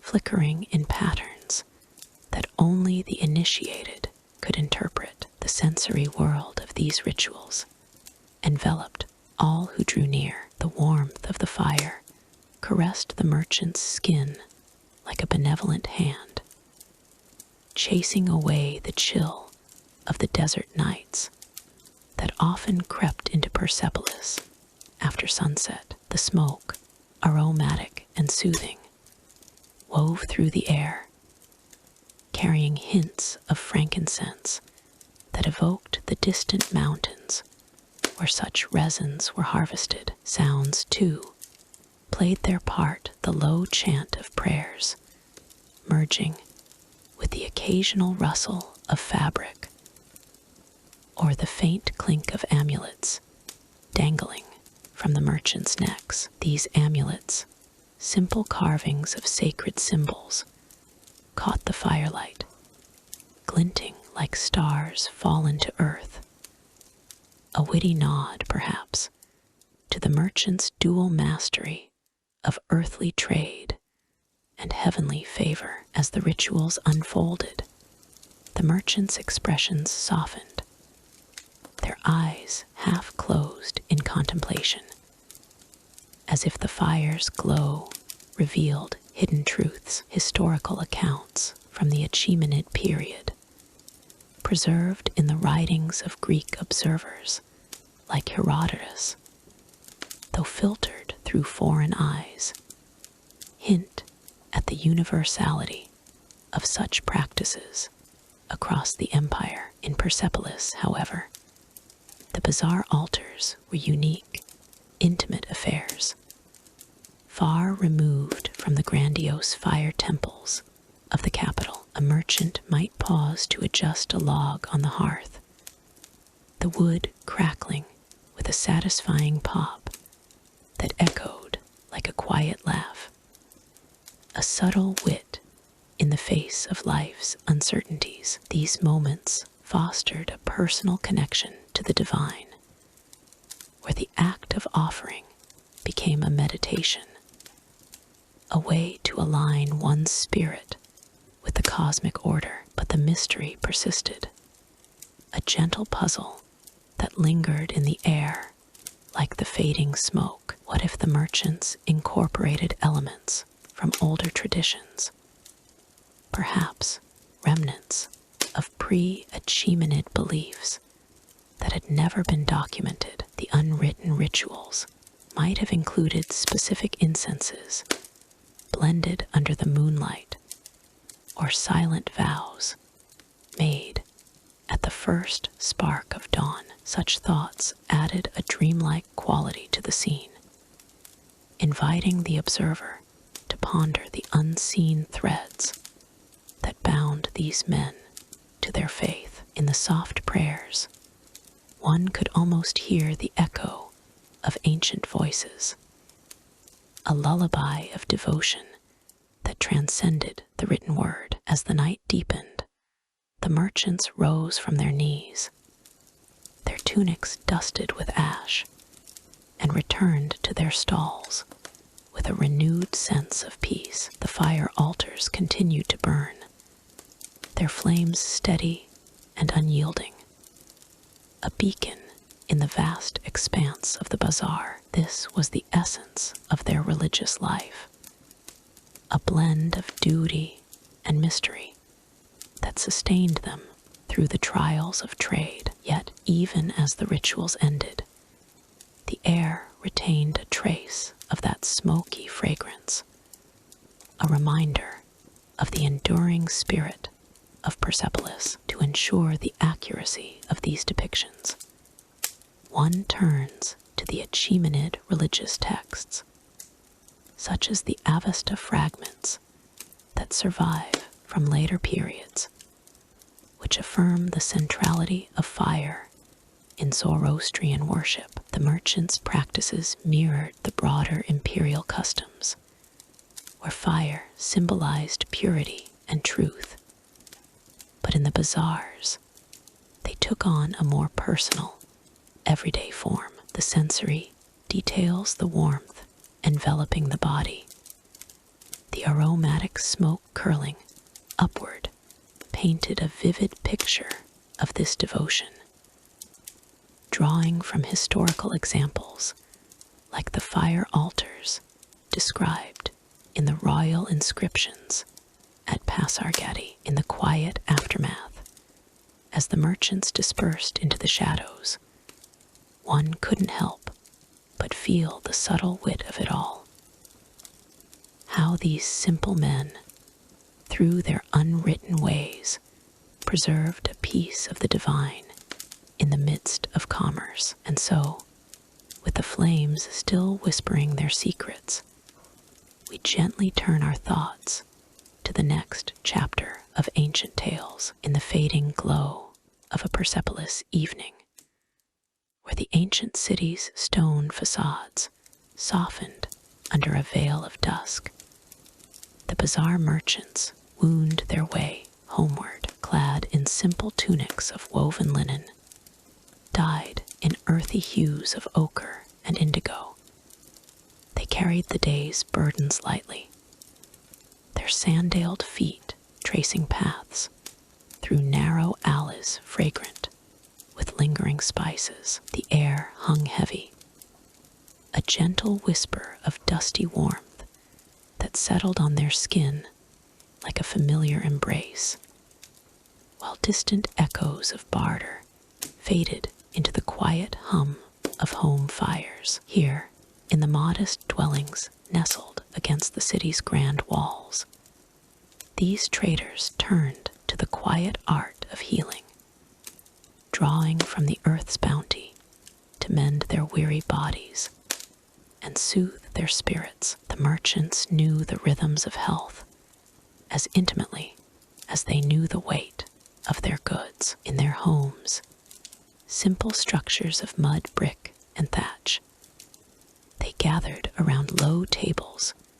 where bundles of herbs lay drying in the warm air. Rosemary and thyme, harvested from the hills beyond the city, released their subtle aromas with each breath, a soft perfume that mingled with the faint scent of baking bread from neighboring hearths. One merchant, his tunic frayed at the edges from the day's negotiations, would crush leaves of coriander between his fingers, the oils releasing a citrusy tang that cut through the day's accumulated dust. He moved with deliberate calm, his movements a lullaby of routine.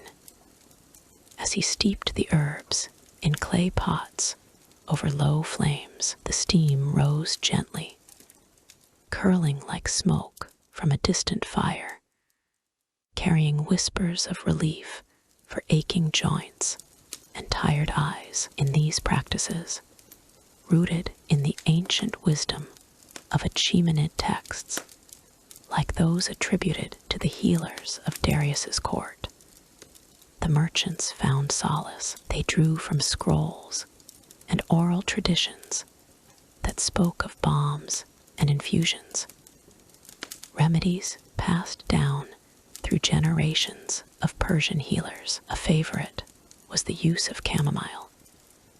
Its delicate flowers, steeped in water warmed by the sun's lingering heat, creating a brew that eased the mind's restlessness. As the merchant poured the infusion into a simple cup, the steam enveloped his face, a soft veil that carried the herb's earthy sweetness, calming the pulse of the day's chaos. The air in the room grew thick with this gentle vapor, a sensory balm that wrapped around him like a cloak, muting the distant calls of night birds and the soft rustle of wind through the city's palms. Yet not all ailments yielded easily to these familiar cures. The merchants often spoke in hushed tones of deeper mysteries, of recipes long lost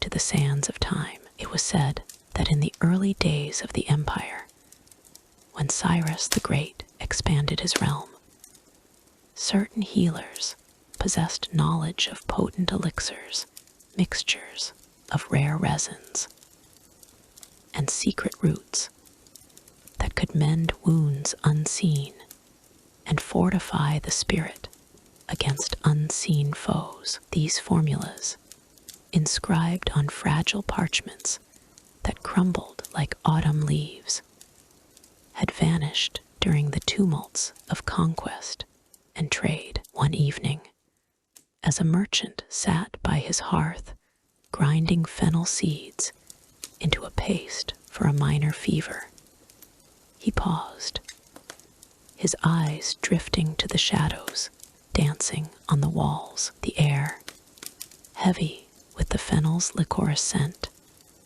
and the faint grit of dust from his tunic, seemed to hold echoes of those forgotten ways. Perhaps, he mused with a subtle smile, the winds that carry the desert sands have buried them for a reason, guarding their power like a hidden spring.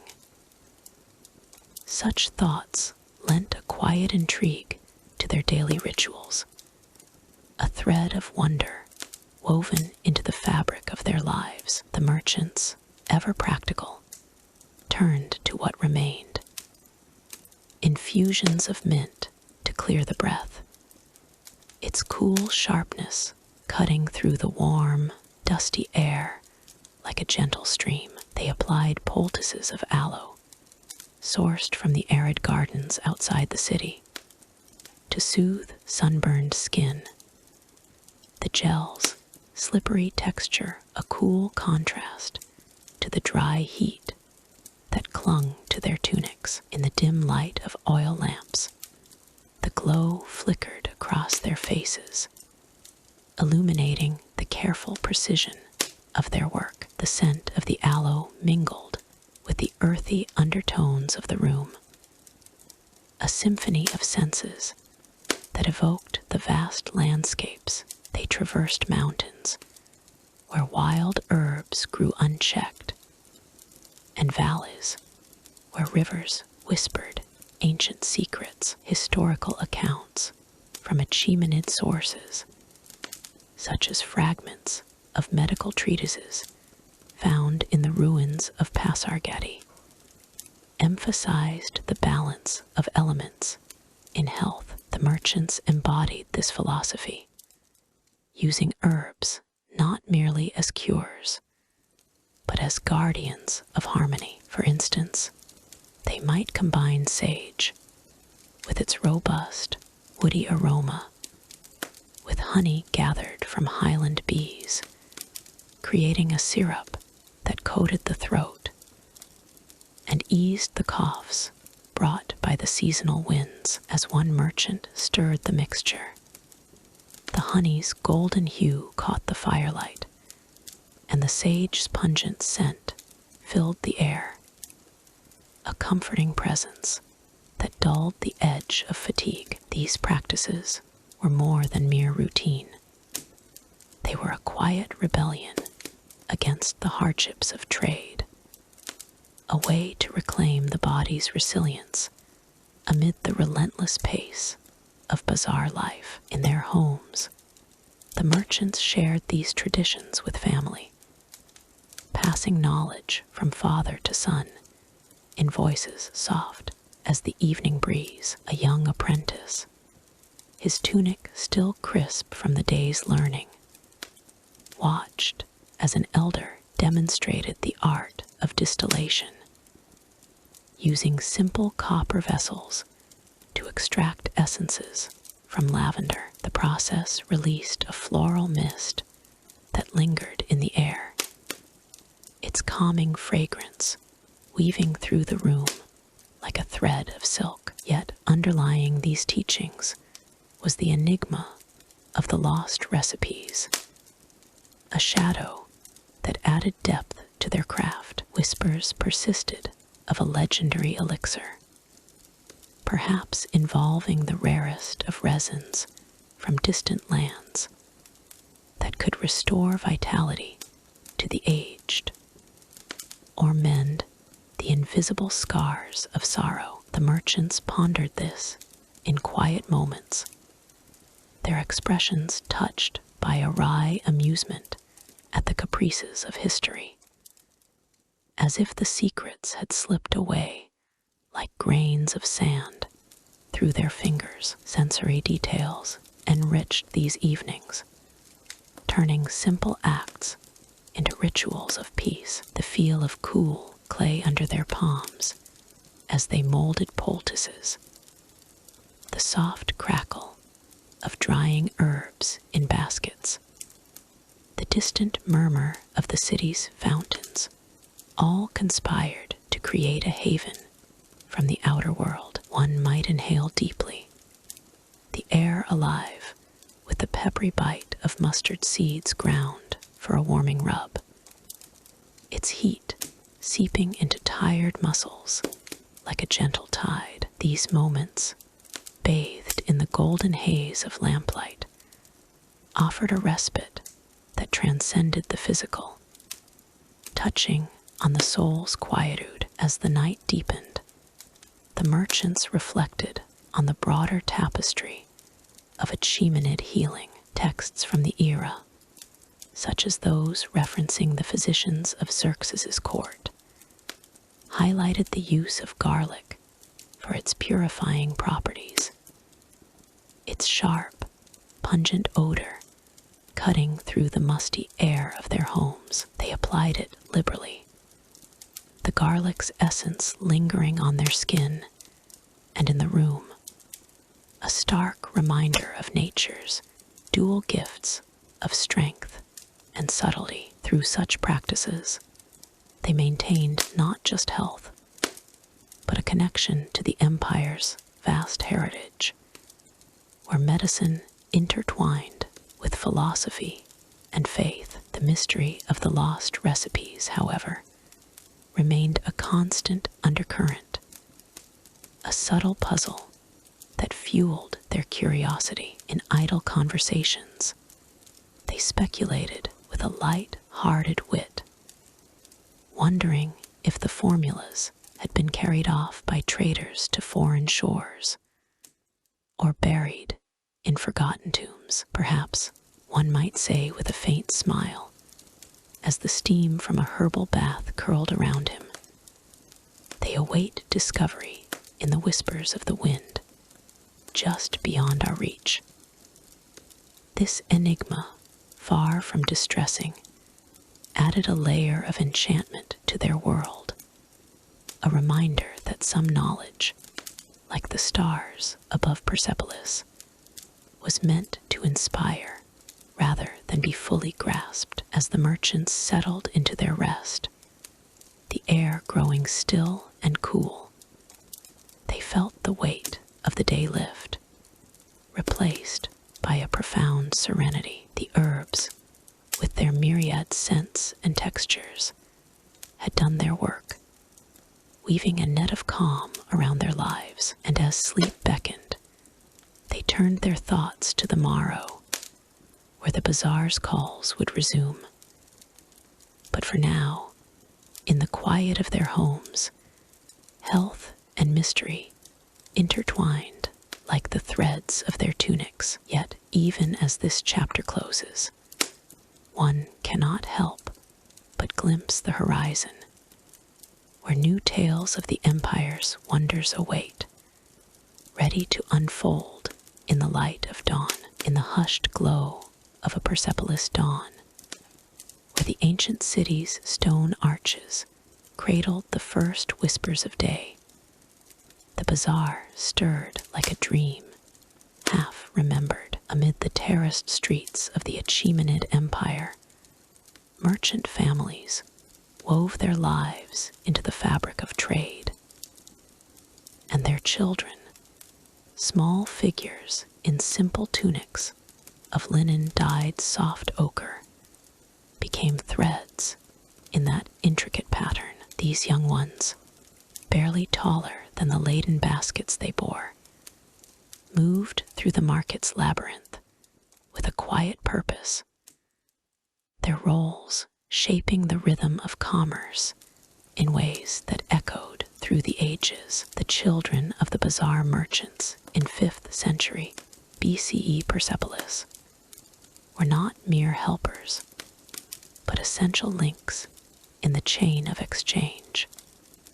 Their small hands handling goods that spanned the known world. A boy named Ardashir, perhaps 8 summers old, would rise with the sun's gentle ascent, his tunic brushing against his knees as he gathered clay jars of cumin and coriander from the family storeroom. The air carried the warm, earthy scent of spice dust, fine particles that settled on his skin like a second layer, soft and tingling against his fingertips. He learned early the art of balance, cradling baskets on his head or slung across his shoulders, his footsteps padding softly on the packed earth paths that wound between stalls. Each step released a faint whisper, the dust of trodden herbs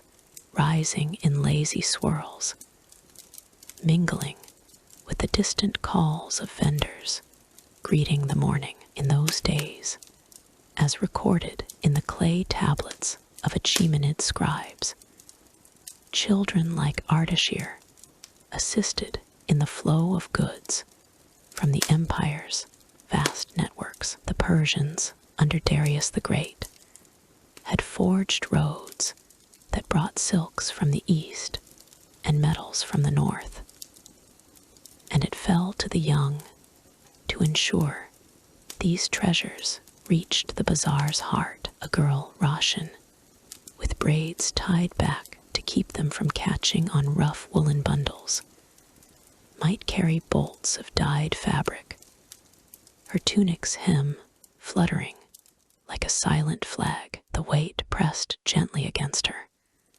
Yet she moved with a grace born of necessity, her bare feet leaving faint impressions in the cool, grainy soil. The market's air was alive with sensory whispers.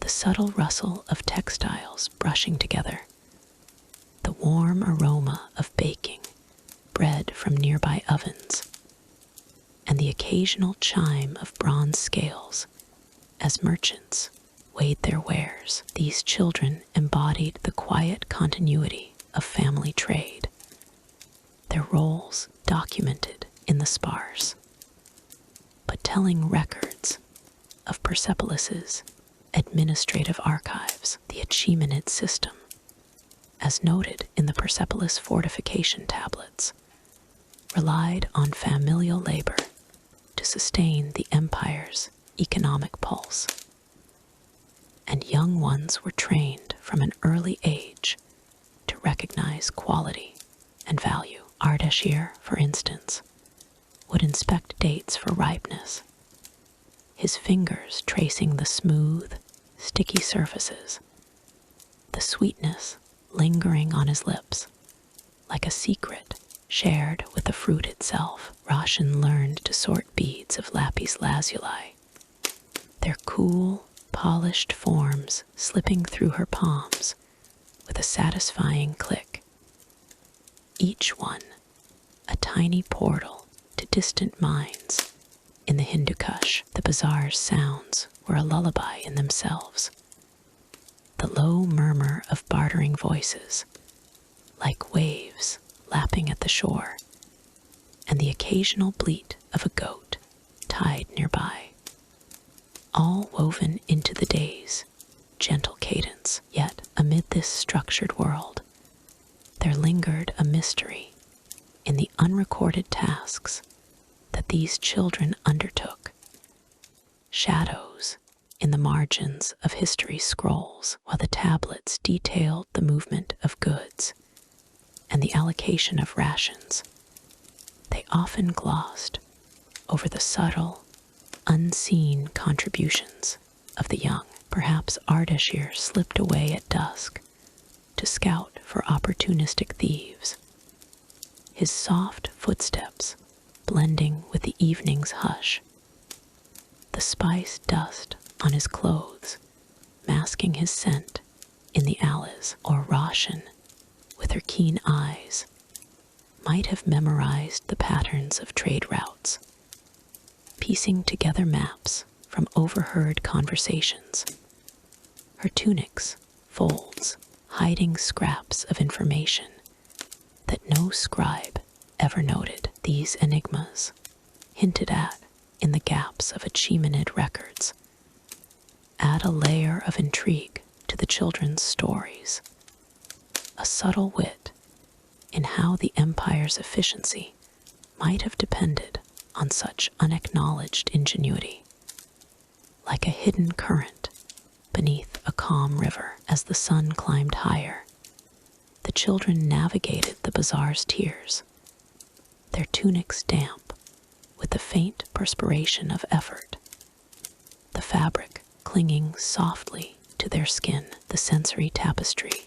grew richer, the metallic tang of copper coins exchanged in quick hands, the velvety touch of imported furs brushed against cheeks, and the earthy bitterness of crushed herbs ground underfoot. In one corner, Ardashir might assist in unloading a caravan's bounty, the creak of wooden carts a rhythmic counterpart to his breathing, each item placed with care to avoid bruising delicate figs. Roshan, ever observant, would arrange displays of jewelry, her fingers dancing over gold amulets etched with ancient symbols. The metal's cool weight, a quiet teacher of craftsmanship. Historical accounts, such as those from the Behistun inscription and the Elamite tablets, reveal that children in merchant families were not only laborers, but also learners, absorbing the nuances of negotiation and barter that sustained Persepolis's wealth. Yet the mystery deepens When considering the tasks that evaded record, perhaps the children acted as informal messengers, their small stature allowing them to weave through crowds unseen, carrying whispers of market prices or pending deals. One might imagine Ardashir pausing in a shadowed alcove, the spice dust on his tunic glowing faintly in the sunlight, pondering a route that no elder had mapped, his young mind piecing together the empire's secrets like a puzzle half formed in the afternoon's golden haze. As shadows lengthened across the bazaar stones, the children found moments of respite. Roshan might sit beside a fountain, the water's soft trickle a soothing melody, dipping her hands into the cool flow to wash away the day's grime, the droplets beading on her tunic like tiny jewels. Ardashir, with a subtle wit all his own, could tease a smile from a weary merchant by mimicking the call of a bird, his voice light and playful amid the seriousness of trade. These interludes, though not explicitly noted in the records, hint at the resilience of youth, their roles extending beyond the tangible to the emotional undercurrents of family life. As evening approached, the bazaar's energy waned, the sensory details fading into memory, the last traces of spice dust settling, the final echoes of footsteps softening into silence. The children, their tunics now marked with the day's labors, returned to their homes, carrying not just goods, but the invisible threads of experience. In this way, they preserved the continuity of the Achaemenid legacy, their unrecorded mysteries adding a gentle allure to the past. Yet, as the stars began to twinkle above Persepolis, one couldn't help but wonder about the paths these young ones might have forged in secret, tasks that slipped through the scribe's ink like sand through fingers. Such thoughts lead naturally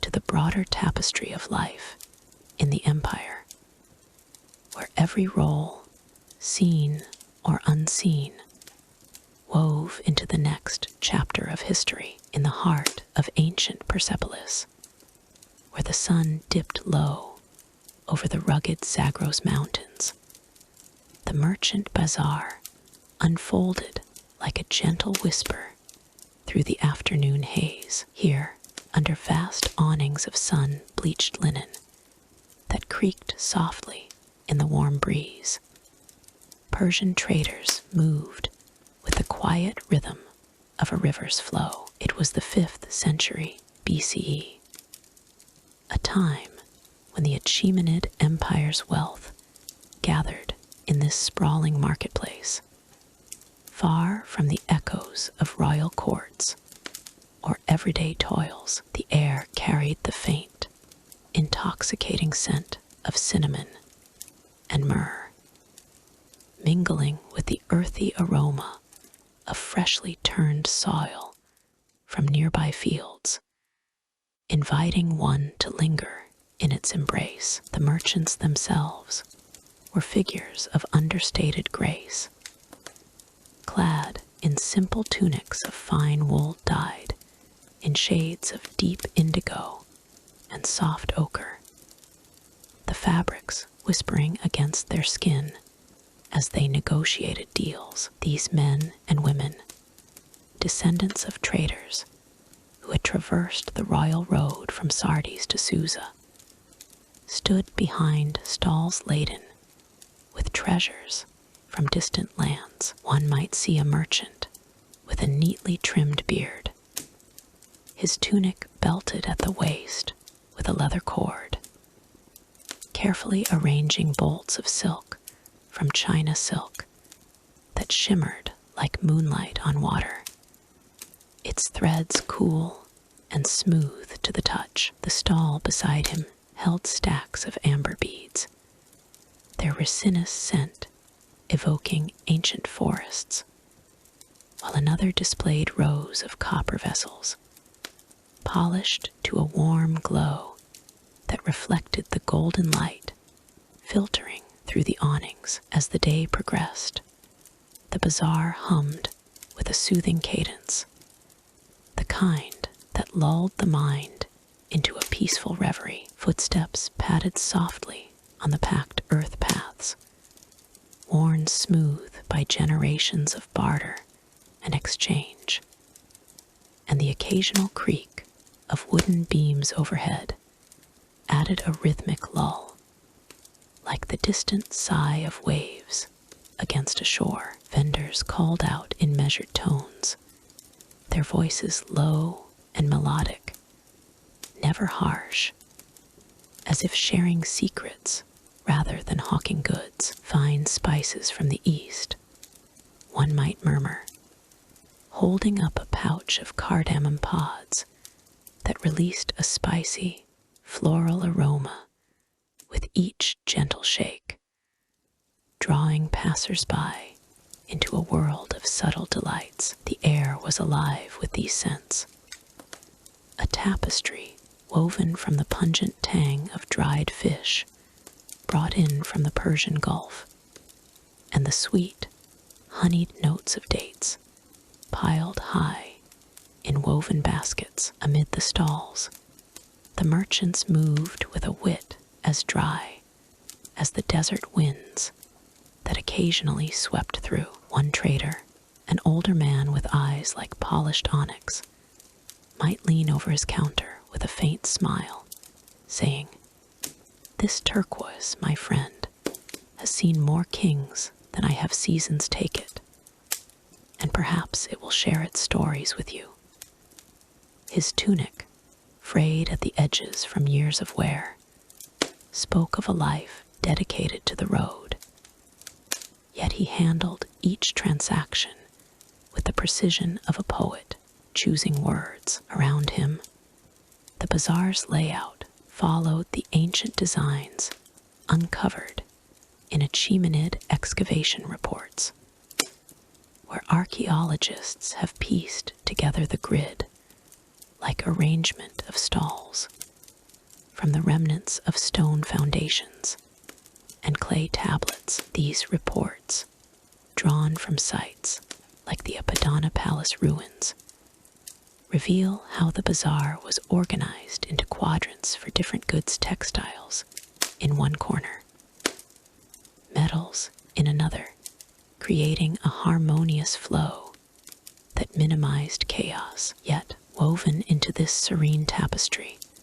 was a quiet mystery, one that lingered like the faint echo of a forgotten melody. The lost bazaar designs, as hinted at in fragmentary inscriptions from the time of Darius I, spoke of elaborate blueprints that once guided the marketplace's expansion. These designs, never fully recovered from the sands that buried Persepolis after Alexander's conquest, were said to include intricate patterns of arches and courtyards etched in cuneiform on clay cylinders. Imagine, if you will, the subtle intrigue of a merchant pausing to trace his fingers over a worn stone tablet, its surface etched with faded lines that might once have mapped hidden vaults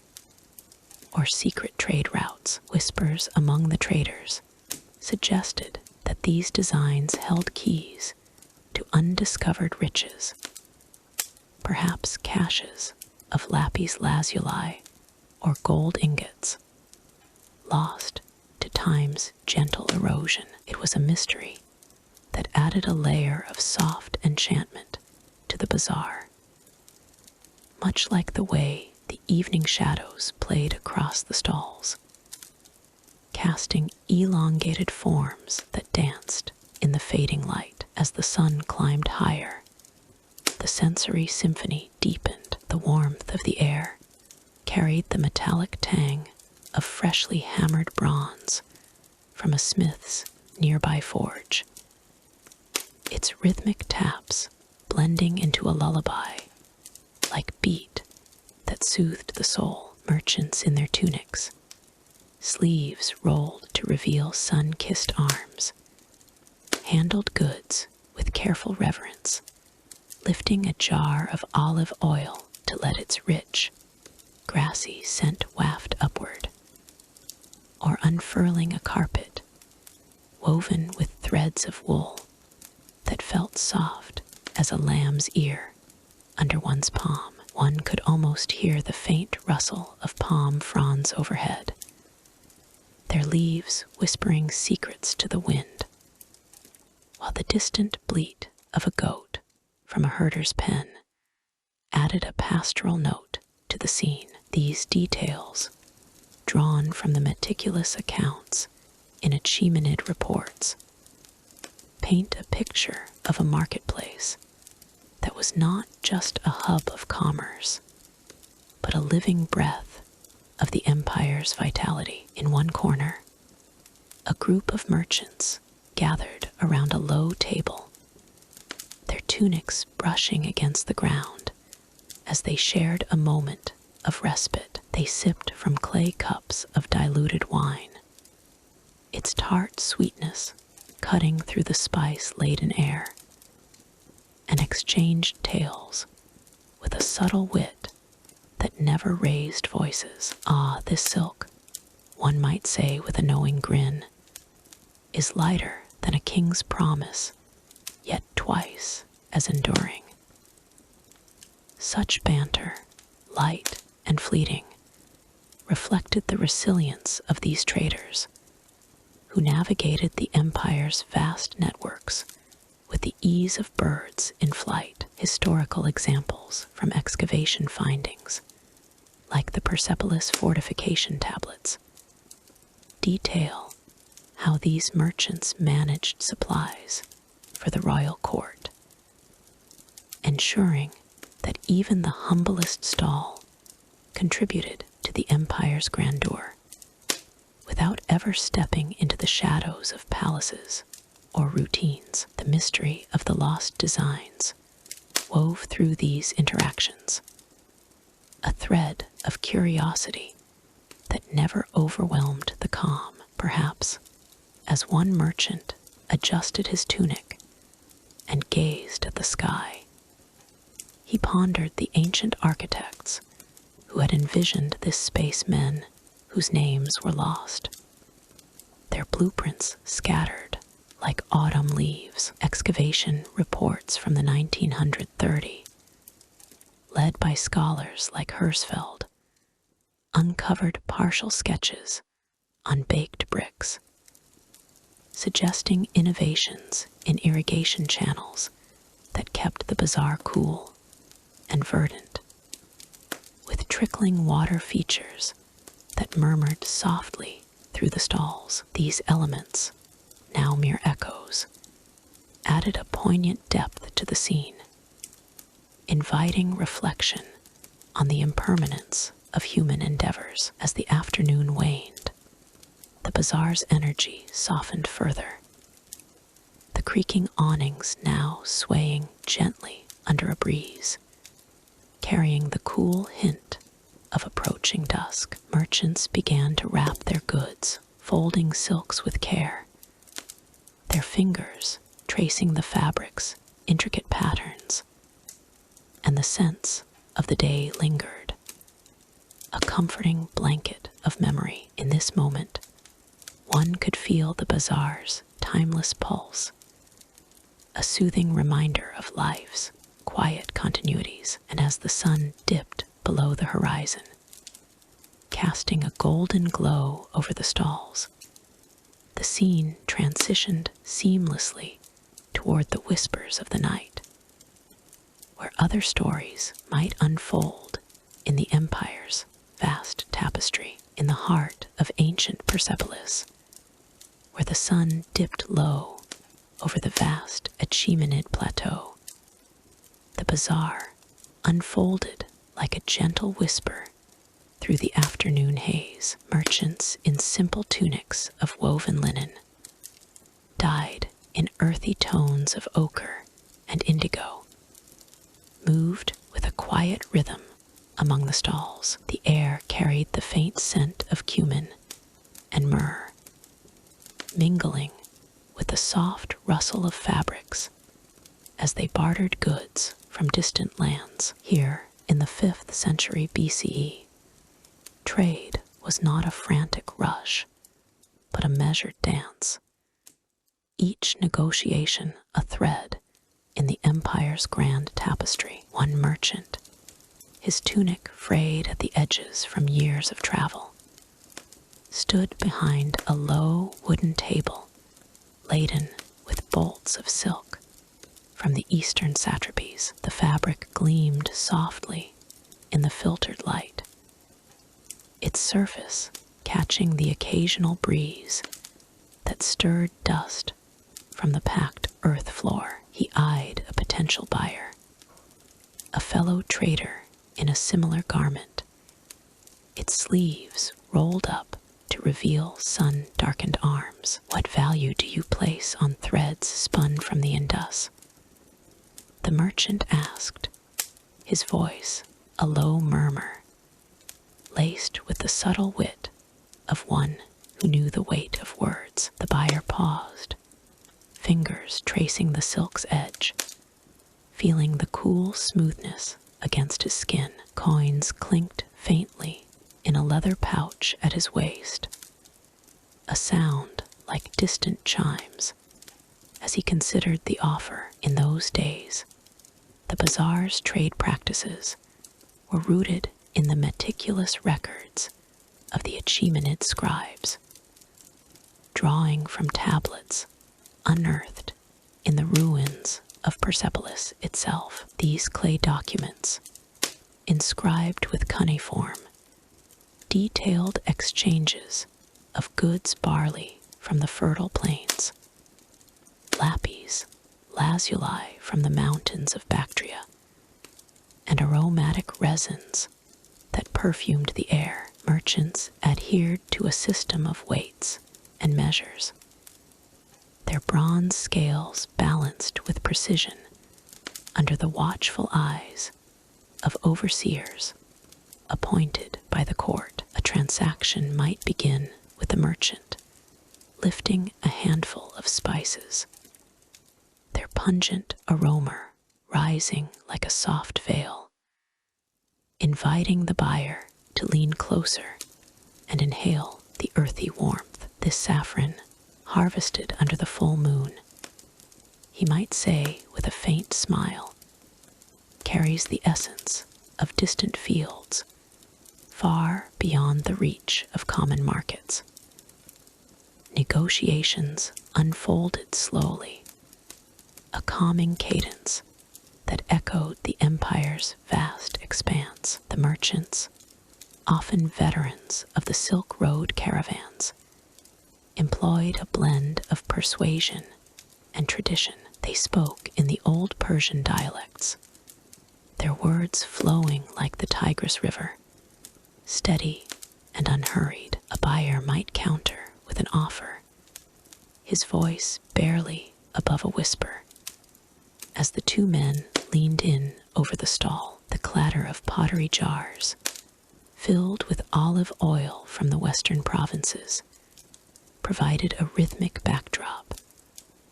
Each gentle tap a reminder of the goods' journey across arid deserts. Dust from the goods, fine particles clinging to bundles of wool, or stacks of ingots settled on their tunics, a soft layer that spoke of authenticity and age. Yet, amid this orderly exchange, a quiet mystery lingered in the shadows of the bazaar.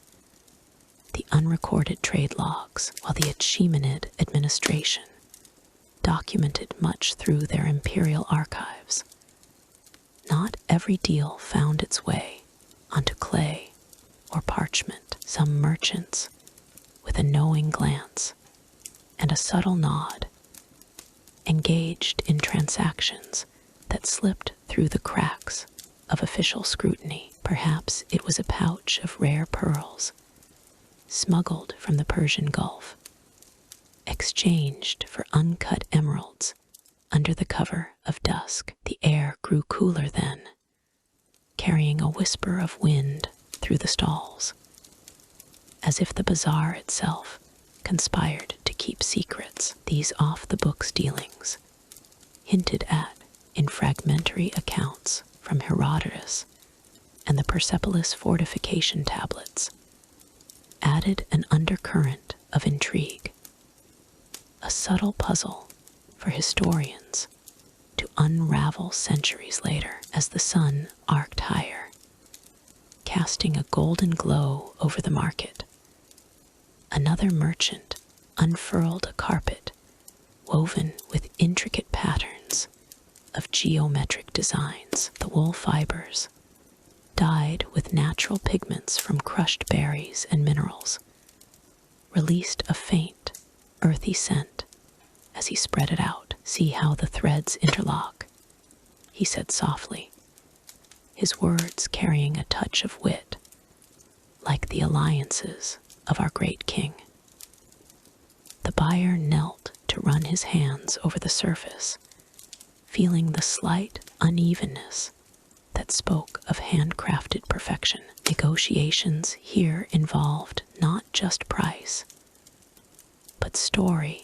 The carpet's origin from nomadic weavers in the Zagros Mountains, its colors evoking the palette of the empire's diverse lands. Scales were brought forth, their metal arms creaking gently as weights were adjusted, ensuring fairness in every measure. Sensory details wove through each interaction, creating a tapestry of experience. The clinking of silver derricks, the empire's standard coin, echoed like a lullaby against wooden counters, each strike a soft punctuation to a bargain sealed. Dusty goods jars of dates, sticky with sweetness, bundles of cedar wood exuding a resinous aroma, invited touch and taste,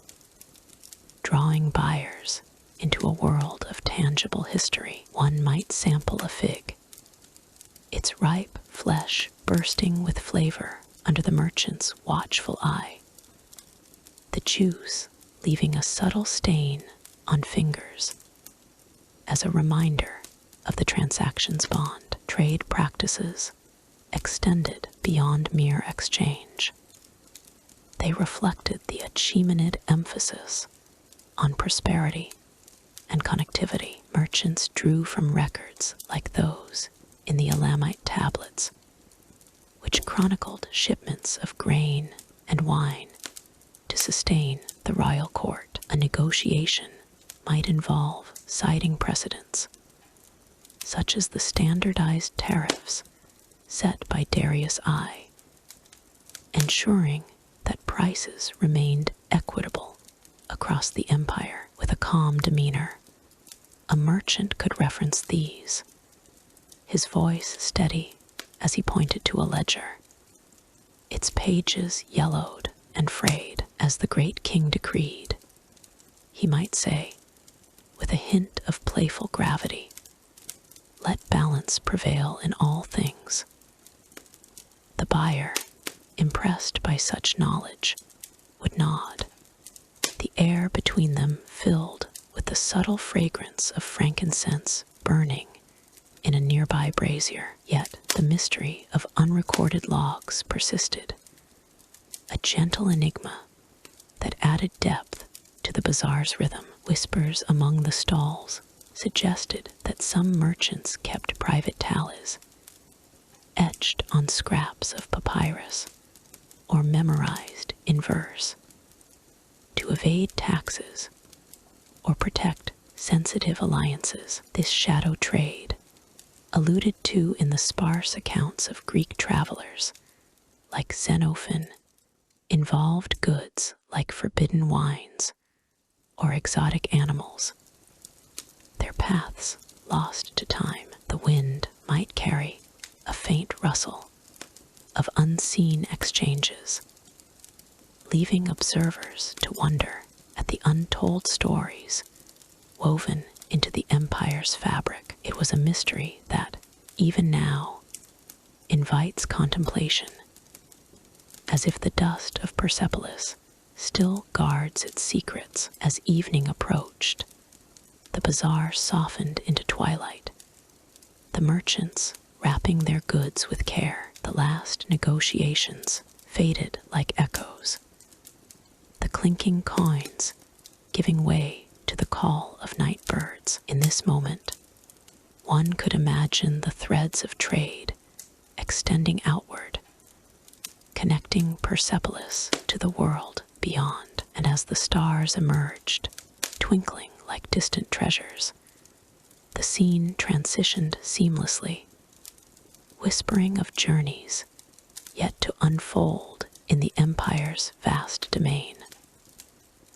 Word count 1,520 in the heart of ancient Persepolis, where the sun dipped low over the terraced palaces, and the air carried whispers of distant mountains. The bazaars stirred with a quiet rhythm of celebration. It was the time of the merchant festivals, a custom woven into the fabric of Achaemenid life, far from the grand courts of Darius or Xerxes. Here, amid the labyrinthine stalls and arched gateways, traders in tunics of embroidered silk and dyed wool gathered under the fading light, their faces softened by the day's end. The air was warm, scented with the faint spice of cumin and the earthy tang of packed earth, as if the very ground remembered the caravans that had crossed vast deserts to reach this place. These merchants, descendants of those who bartered along the royal road, donned their festive attire with a deliberate grace. Their tunics, fringed with threads of gold and azure, caught the glow of oil lamps that flickered like sleepy stars along the bazaar walls. Each garment told a story of trade routes from the Indus to the Aegean. Yet tonight, they were not merely symbols of commerce, but emblems of shared respite. As twilight deepened, the merchants moved with unhurried steps, their laughter a gentle murmur that blended with the rustle of fabrics and the soft clink of silver ornaments. One could imagine the weight of their days lifted, if only for a night, in this enclave of stone and shadow. The festivals began with the subtle pulse of drums, their echoes rolling through the narrow alleys like a distant heartbeat, not the thunderous booms of battle drums, but a soothing cadence, low and rhythmic, that invited the ear rather than demanded it. A group of elder traders, their hands calloused from years of handling gems and textiles, sat in a circle under a canopy of woven reeds. They tapped the drums with mallets wrapped in soft leather, producing notes that wove through the air like threads in a loom. Nearby, younger merchants swayed gently, their tunics swirling in the lamplight, the fabric whispering against their skin. The glow from the lamps cast elongated shadows on the ground, painting the bazaar in hues of amber and rose, as if the stones themselves were alive with memory. Amid the festivities, the scent of roasting meats and fresh breads wafted from makeshift hearths, skewers of lamb, marinated in herbs gathered from the Zagros foothills, turned slowly over low flames, their juices hissing softly, the aroma mingled with the sweetness of dates and figs, piled high on trays, passed from hand to hand. A merchant with a beard streaked in silver offered a morsel to a companion, his voice a calm lilt as he remarked on the fruit's journey from palm groves far to the south. See how the sun ripens them, he might say with a hint of wit, much like our own ventures, slow and sure, yet full of surprise. The food was shared without haste, each bite savored in the cool evening breeze, a simple pleasure that grounded the revelers in the tangible world of trade. As the night progressed, the bazaar's courtyards filled with displays of skill and artistry. Jugglers balanced bolts of cloth on slender poles, their movements fluid and precise, the fabrics fluttering like banners in a gentle wind. Strings of beads, crafted from lapis and carnelian, caught the lamp glow, scattering flecks of blue and red across the faces of onlookers. The merchants applauded with soft claps, their eyes crinkling in amusement, for there was a subtle wit in these performances, a nod to the unpredictability of markets, where a single trade could turn fortune on its head. Yet the tone remained light, almost dreamlike, as if the festival were a lullaby sung to the weary souls of commerce. In one corner, away from the main throng, a group of artisans demonstrated the craft of dyeing fabrics. Pots bubbled with pigments derived from madder roots and indigo leaves, releasing vapors that tinted the air with a faint, earthy perfume. A young merchant dipped a tunic into a vat, the dye seeping into the wool like secrets into stone. Here, the festival took on a more introspective air, with conversations drifting to the finer points of their trade, the precise blend of colors that mimicked the Achaemenid artisans recorded in palace reliefs, or the threads that had adorned the robes of satraps in years past. These exchanges were not boasts, but gentle reflections, shared in voices as smooth as the silk they handled. Yet woven through the celebrations was a quiet mystery, one that lingered like an unspoken word in the night air. The unrecorded rites of these festivals, passed down through generations, yet absent from the clay tablets and inscriptions of Persepolis, added an enigmatic layer to the merriment. Historians, drawing from the Achaemenid archives, speak of public feasts and displays, but certain customs remained shrouded, known only to the merchants themselves. Perhaps it was a gesture, a hidden symbol etched into the ground with a stick, or a phrase murmured under breath as the drums fell silent. One elder might trace a pattern in the dust, its meaning lost to outsiders, evoking the unknown paths of ancient trade routes. This mystery, subtle and intriguing, hinted at a deeper wisdom, a wit in the way these traders guarded their traditions against the winds of empire. It was not tied to divine rituals or communal oaths, but to the private lore of the bazaar, a gentle enigma that invited curiosity without demand. The lamps burned lower, their glow softening the edges of the scene, as dancers took to the open spaces with movements as fluid as the Tigris in flood.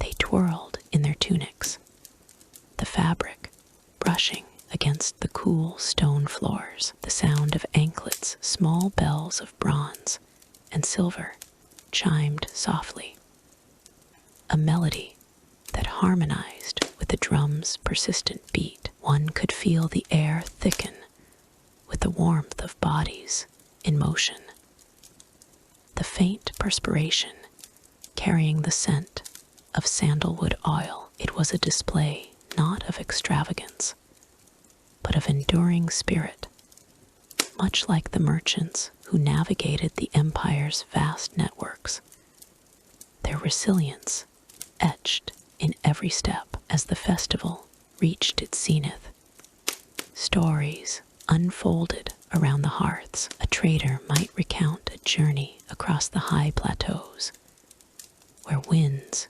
whispered secrets of forgotten markets, his words laced with a subtle humor that poked at the follies of overzealous buyers. Ah, the buyer who chased a mirage of profit, he would say, his voice a soothing drawl, only to find his gold heavier than his camel's load.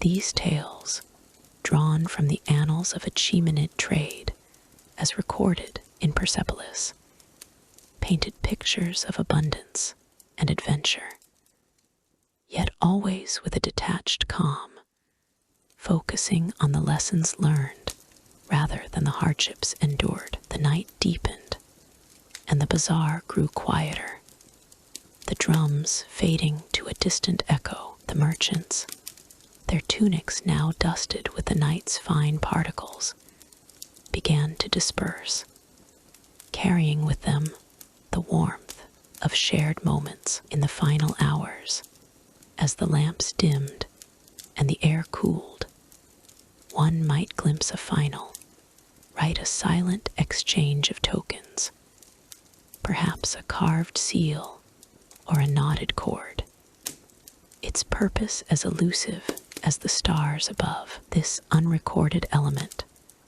a thread of mystery in the tapestry of their celebrations, left a lingering question, a gentle puzzle for the ages. And so, as the last echoes settled and the bazaar returned to its watchful slumber, our thoughts drift toward what lies beyond new paths and unseen horizons, where other stories await in the quiet folds of history. In the fading glow of a Persepolis evening, where the ancient city's terraced walls cradled the whispers of the wind, the homes of bazaar merchants stood as quiet sanctuaries amid the day's clamor. Here, in the inner courtyards of mud brick dwellings, women moved with a grace that seemed woven into the very fabric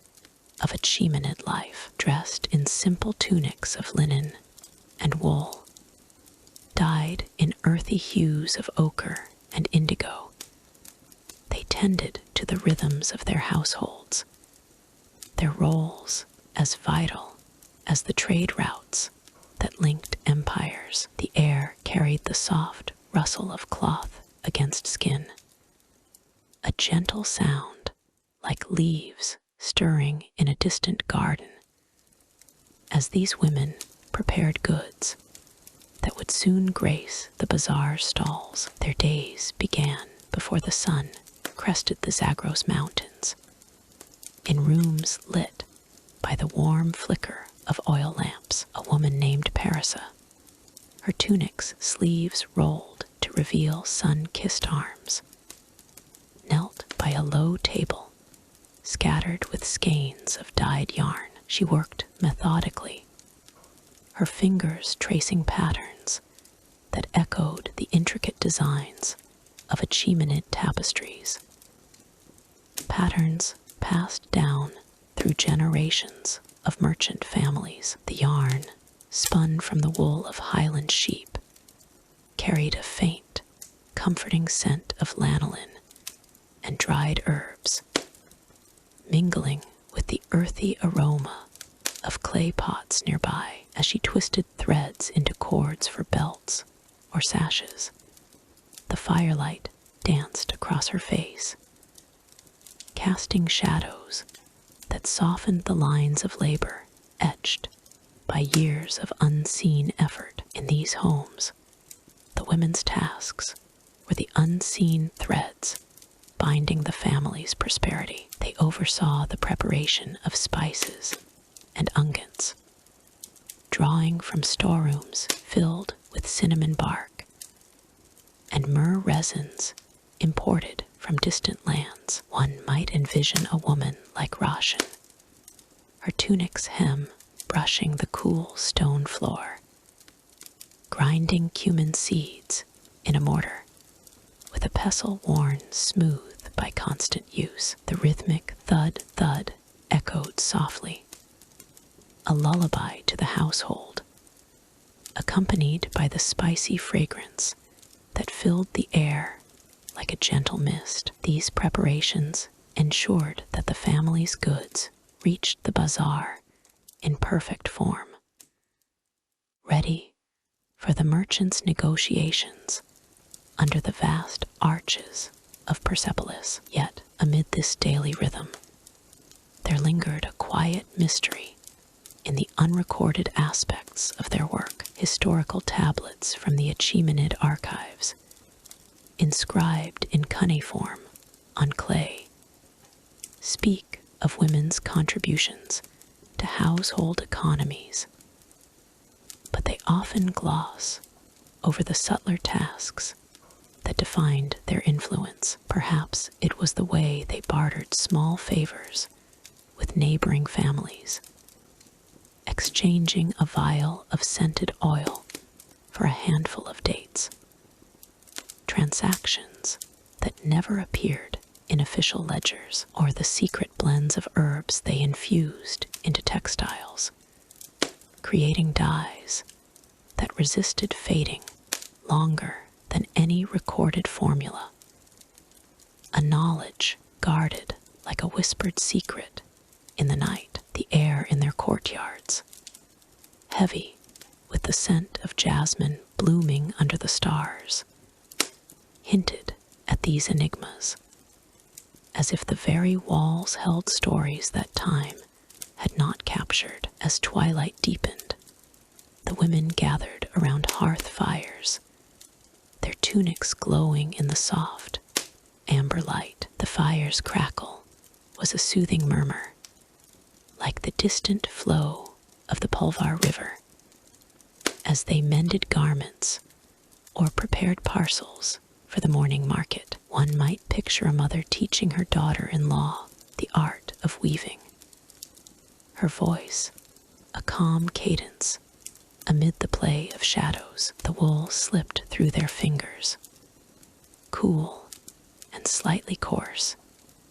each pull of the loom a deliberate act that transformed raw materials into valued commodities. In Achaemenid society, as noted in the royal inscriptions of Darius, women of merchant families held property and managed finances, their roles extending beyond the home to influence trade decisions, though often in ways that left no trace in the grand histories. The sensory world of these women was one of subtle harmonies, where the cool touch of water from clay jars contrasted with the warmth of baking bread in clay ovens. They kneaded dough for flatbreads that would accompany the family's meals, the dough's elasticity yielding under their palms like a gentle sigh. The scent of yeast and barley filled the space, a comforting aroma that spoke of sustenance and continuity. In the quieter moments, as the sun dipped low, they might arrange dried flowers or herbs into small bundles, their fingers brushing against petals soft as silk, a task that blended utility with a touch of beauty. These acts, drawn from the social records of the era, reflected the women's integral role in maintaining the family status, their contributions as essential as the silver derricks that changed hands in the bazaar. Yet the mystery persisted, a faint undercurrent in the fabric of their lives. What of the decisions made in the dim light of evening, when women like Parisa consulted ancient family scrolls, advising on trade routes or pricing strategies that official accounts attributed solely to men? The Achaemenid reliefs at Naksh-e-Rustam depict royal women in positions of honor, suggesting a broader influence that extended to merchant classes.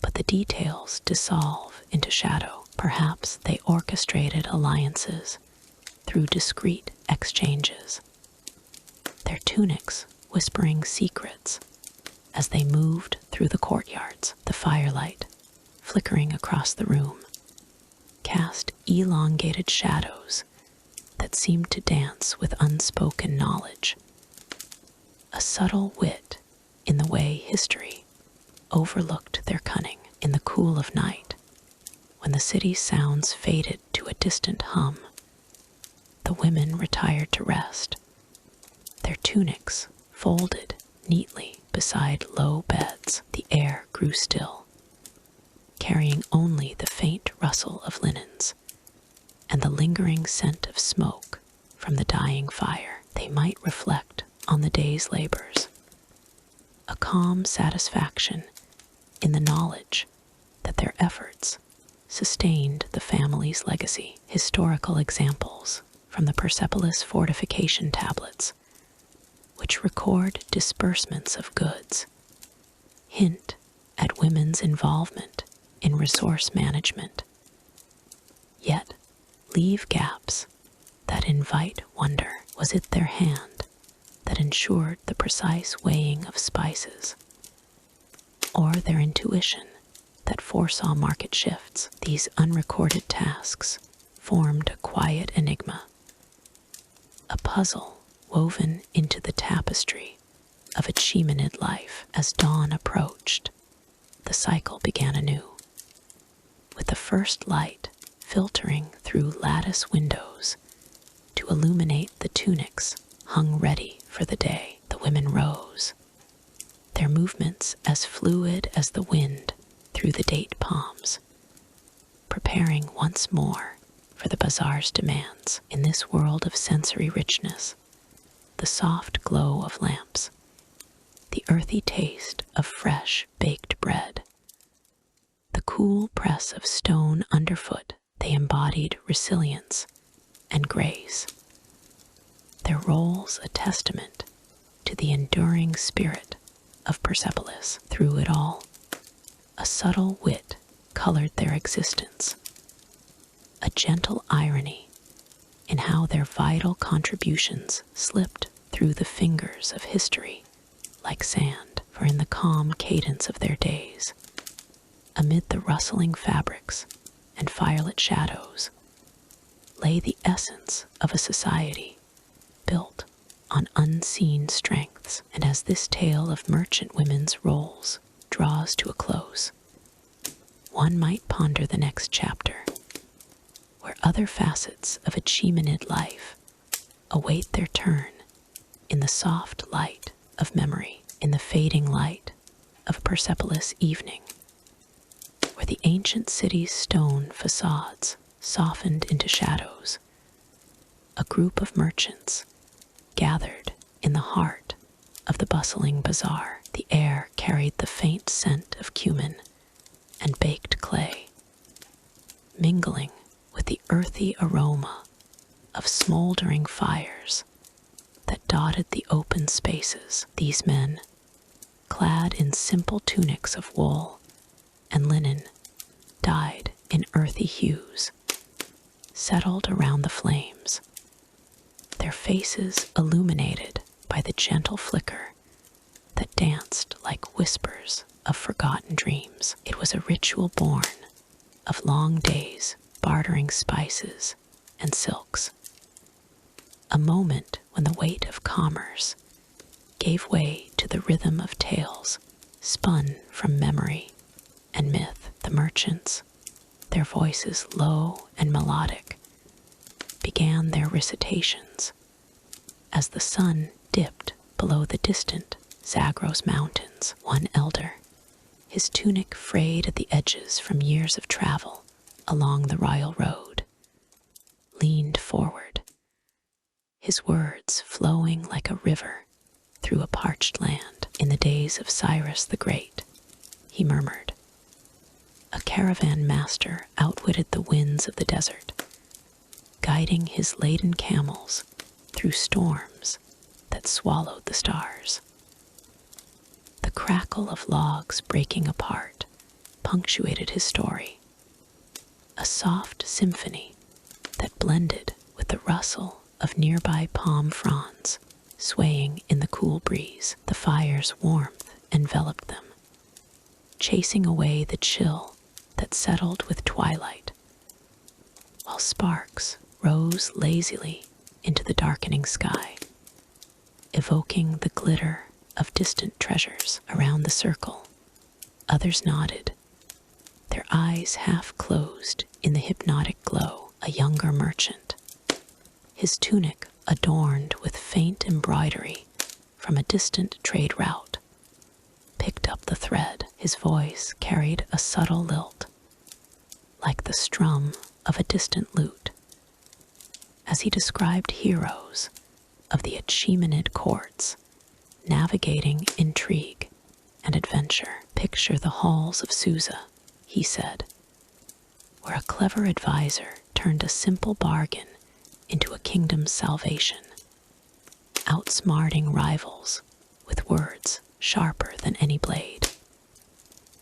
The scent of roasting dates from a nearby brazier wafted over, sweet and inviting, drawing listeners deeper into the narrative. Embers popped softly, releasing a resinous fragrance that recalled the cedar forests of the empire's northern reaches, and the merchant's hands gestured gently, tracing invisible paths through the air. These tales, drawn from the oral traditions preserved in fragments of Achaemenid literature, spoke of everyday cunning and resilience, far removed from the grand epics of conquest. Historical records, such as those etched into the Behistun inscription and the clay tablets of Persepolis, hinted at such stories, where merchants were not mere traders, but keepers of wisdom passed down through generations. One account, whispered among the flames, told of a trader who, during the reign of Darius I, uncovered a hidden route through the mountains, evading tolls and bandits with ingenuity alone. The fire's light played across their faces, casting elongated shadows that seemed to illustrate the tales, while the soft murmur of voices created a cocoon of sound, muffling the distant calls of night birds. As the stories unfolded, the mystery of lost oral tales wove through the air like an unseen thread. Many narratives, once vibrant in the bazaars of old, had vanished with the winds of time, their details eroded by the passage of centuries. The merchants spoke of this enigma with a gentle reverence, noting how certain tales, perhaps those of a legendary merchant who bartered for secrets in the courts of Xerxes, had slipped into oblivion. We grasp at shadows, one said softly, his voice barely rising above the fire's whisper. For scrolls and tablets tell only part of what was shared under these very stars. This loss added a poignant layer to their gatherings, a subtle reminder that not all knowledge could be etched in stone or clay. The air grew cooler, carrying the faint tang of dew settling on the bazaar's packed earth, and the flames flickered as if echoing the fragility of memory. Yet in this calm exchange, there was a quiet wit, a spark of humor that lightened the weight of history. A merchant with a twinkling eye might interject, and so the foolhardy trader thought his donkey wiser than the king's advisors, only to find his path blocked by a single stubborn rock, drawing soft chuckles that rippled like the fire's glow. These moments of levity, rooted in the everyday absurdities of trade, kept the tales alive, blending instruction with amusement. The sensory world around them enriched each word. The warm press of the ground beneath their seated forms, the occasional crack of a log splitting to release a burst of fragrant smoke, and the distant hum of the city settling into night, drawing from Achaemenid records.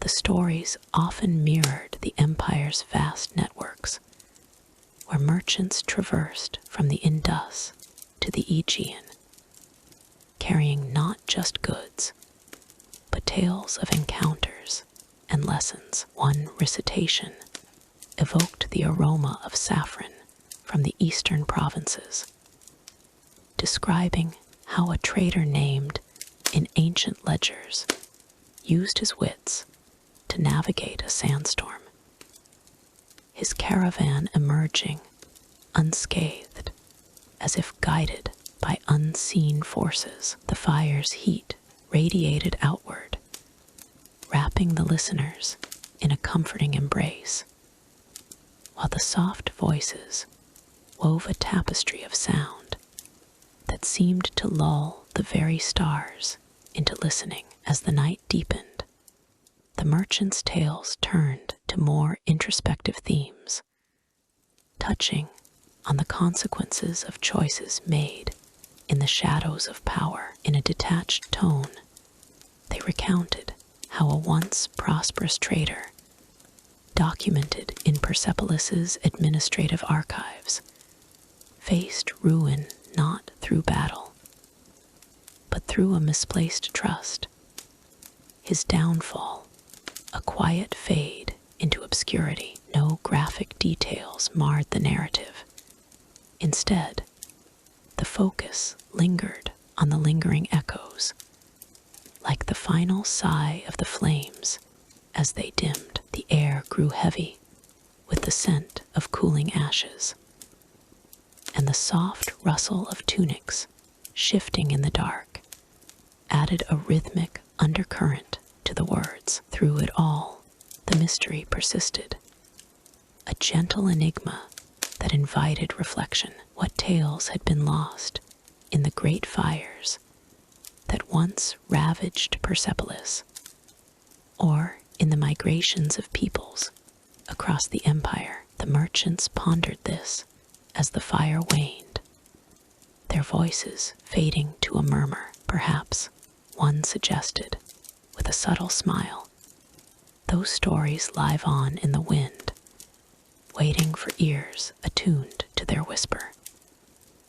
The scene was one of serene continuity, the bazaar stones holding the echoes of centuries, even as the empire's golden age slipped into history. In this way, the tradition endured, a soothing balm for weary souls. The crackling logs, now softer, released a final waft of pine resin, mingling with the cool night air. As the last tale concluded, The merchants rose slowly, their tunics brushing against the ground, and dispersed into the shadows, leaving the fire to die into embers. Yet the stories lingered, a bridge to the unseen, whispering of worlds beyond. And so, as the night embraced Persepolis, we turn our thoughts to what follows, where new paths await in the dawn's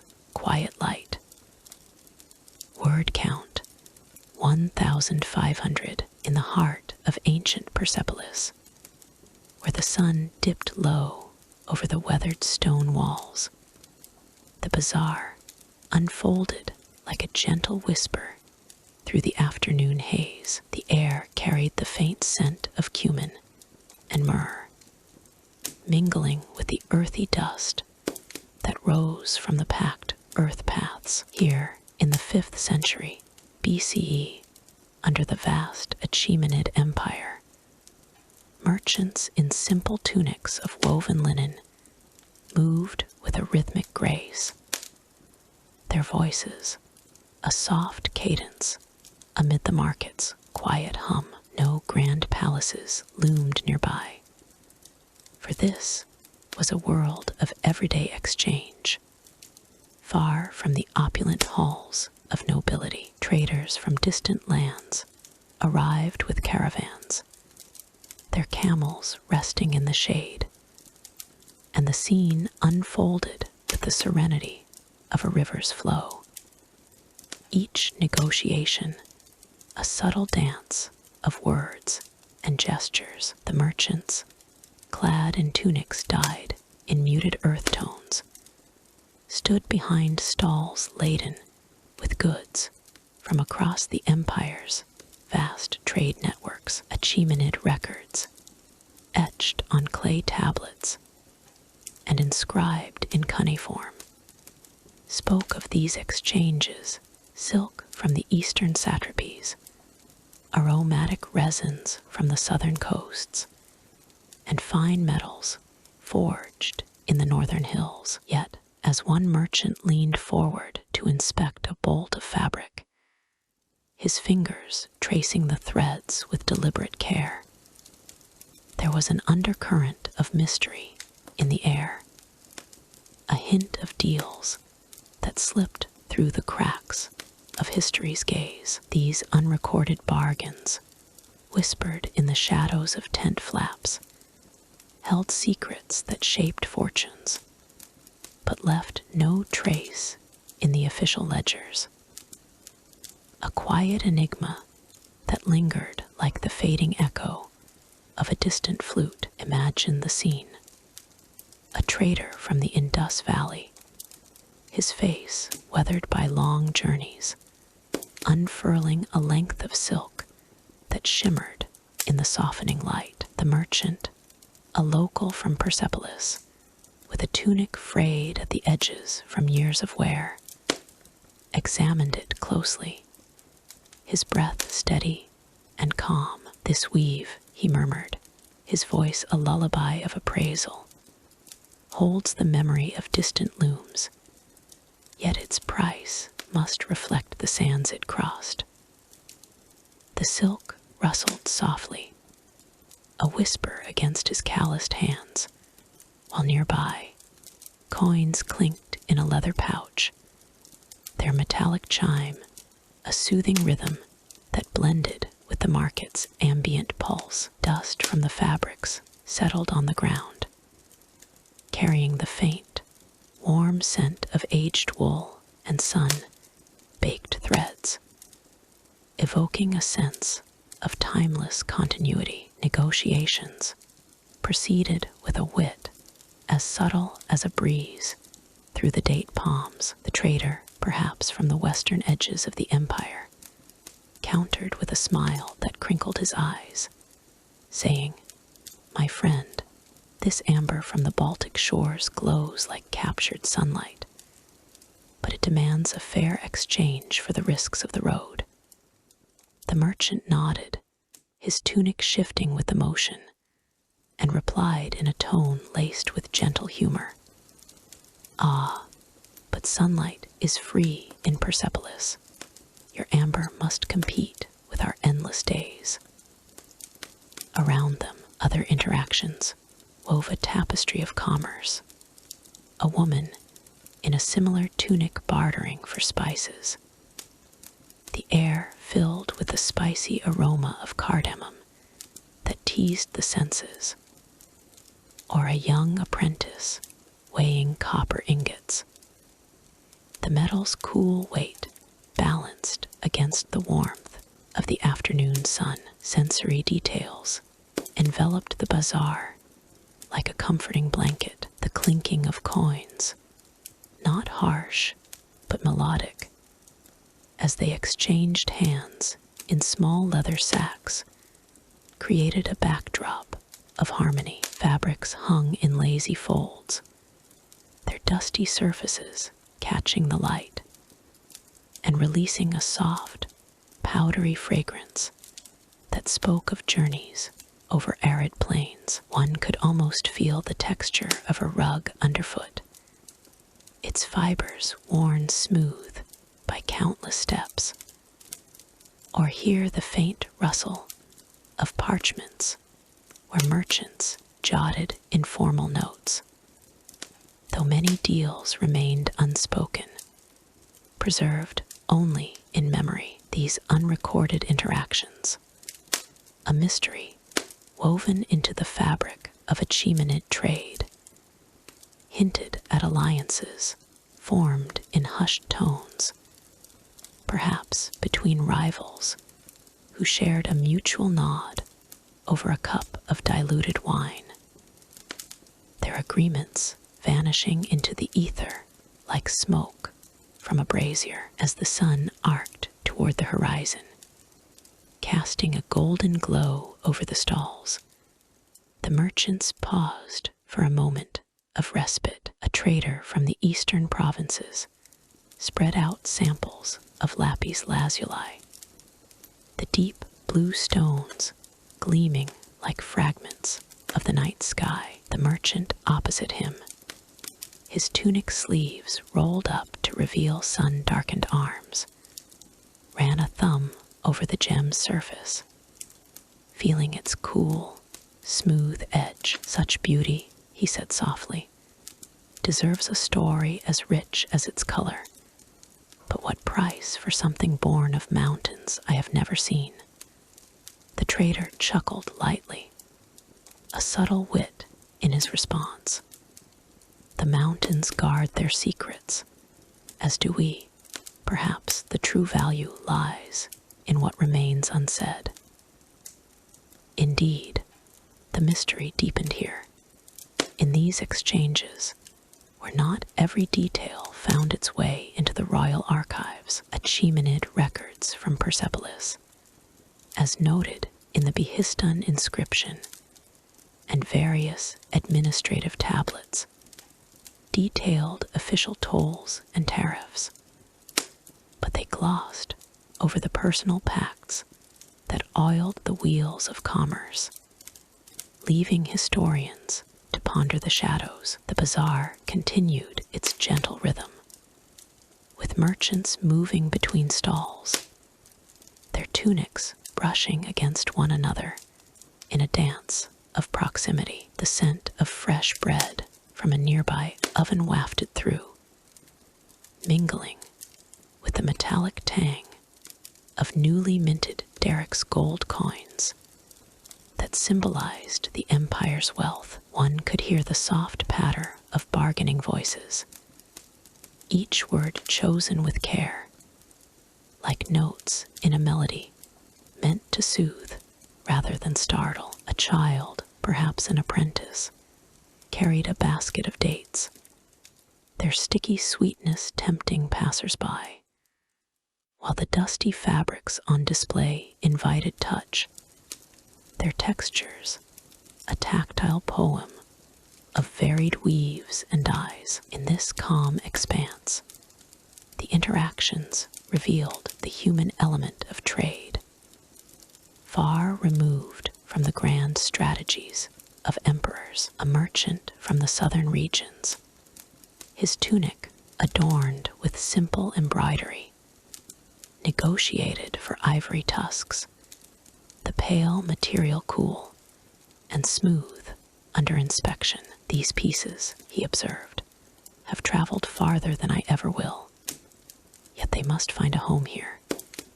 The trader nodded, his voice steady, and in that journey, unseen hands guided them packs made under starlit skies that no scribe recorded. This allusion to the unrecorded deals added a layer of intrigue, a subtle mystery that whispered of fortunes built on trust alone, distinct from the formalized routes documented in Achaemenid annals. As evening approached, the market's energy softened further, the clinking coins growing sporadic, like raindrops on a quiet roof. Merchants wrapped their goods in protective cloths, the fabrics emitting a final sigh of dust into the air. One might catch a whiff of mint tea being brewed in clay pots, its steam rising in lazy spirals, or feel the cooling breeze that signaled the day's end. The mystery of those unrecorded interactions lingered, a gentle enigma that invited reflection, perhaps a deal sealed with a handshake in the fading light, its details dissolving into the night, much like the empire's trade networks that connected worlds without leaving a complete map. Yet, even as the bazaar quieted, the threads of commerce remained, weaving toward new horizons. In the distance, the outline of Persepolis's terraces faded into twilight, a reminder that beyond these interactions lay the broader tapestry of history. And so, as the stars began to emerge, one might wonder what unseen agreements still echoed in the winds, bridging the past to what comes next. In the golden haze of a late afternoon in 5th century BCE Persepolis, the ancient bazaar nestled against the foot of the great Apadana Palace, where merchants paused from their stalls to tend to the tools that sustained their trade. The air carried a whisper of warmth, softened by the distant murmur of the river Pulvar, as men in simple linen tunics moved with deliberate grace, their hands worn yet steady. Here, amid the woven mats and clay jars, the ritual of maintenance unfolded like a quiet lullaby, each motion a thread in the tapestry of daily life.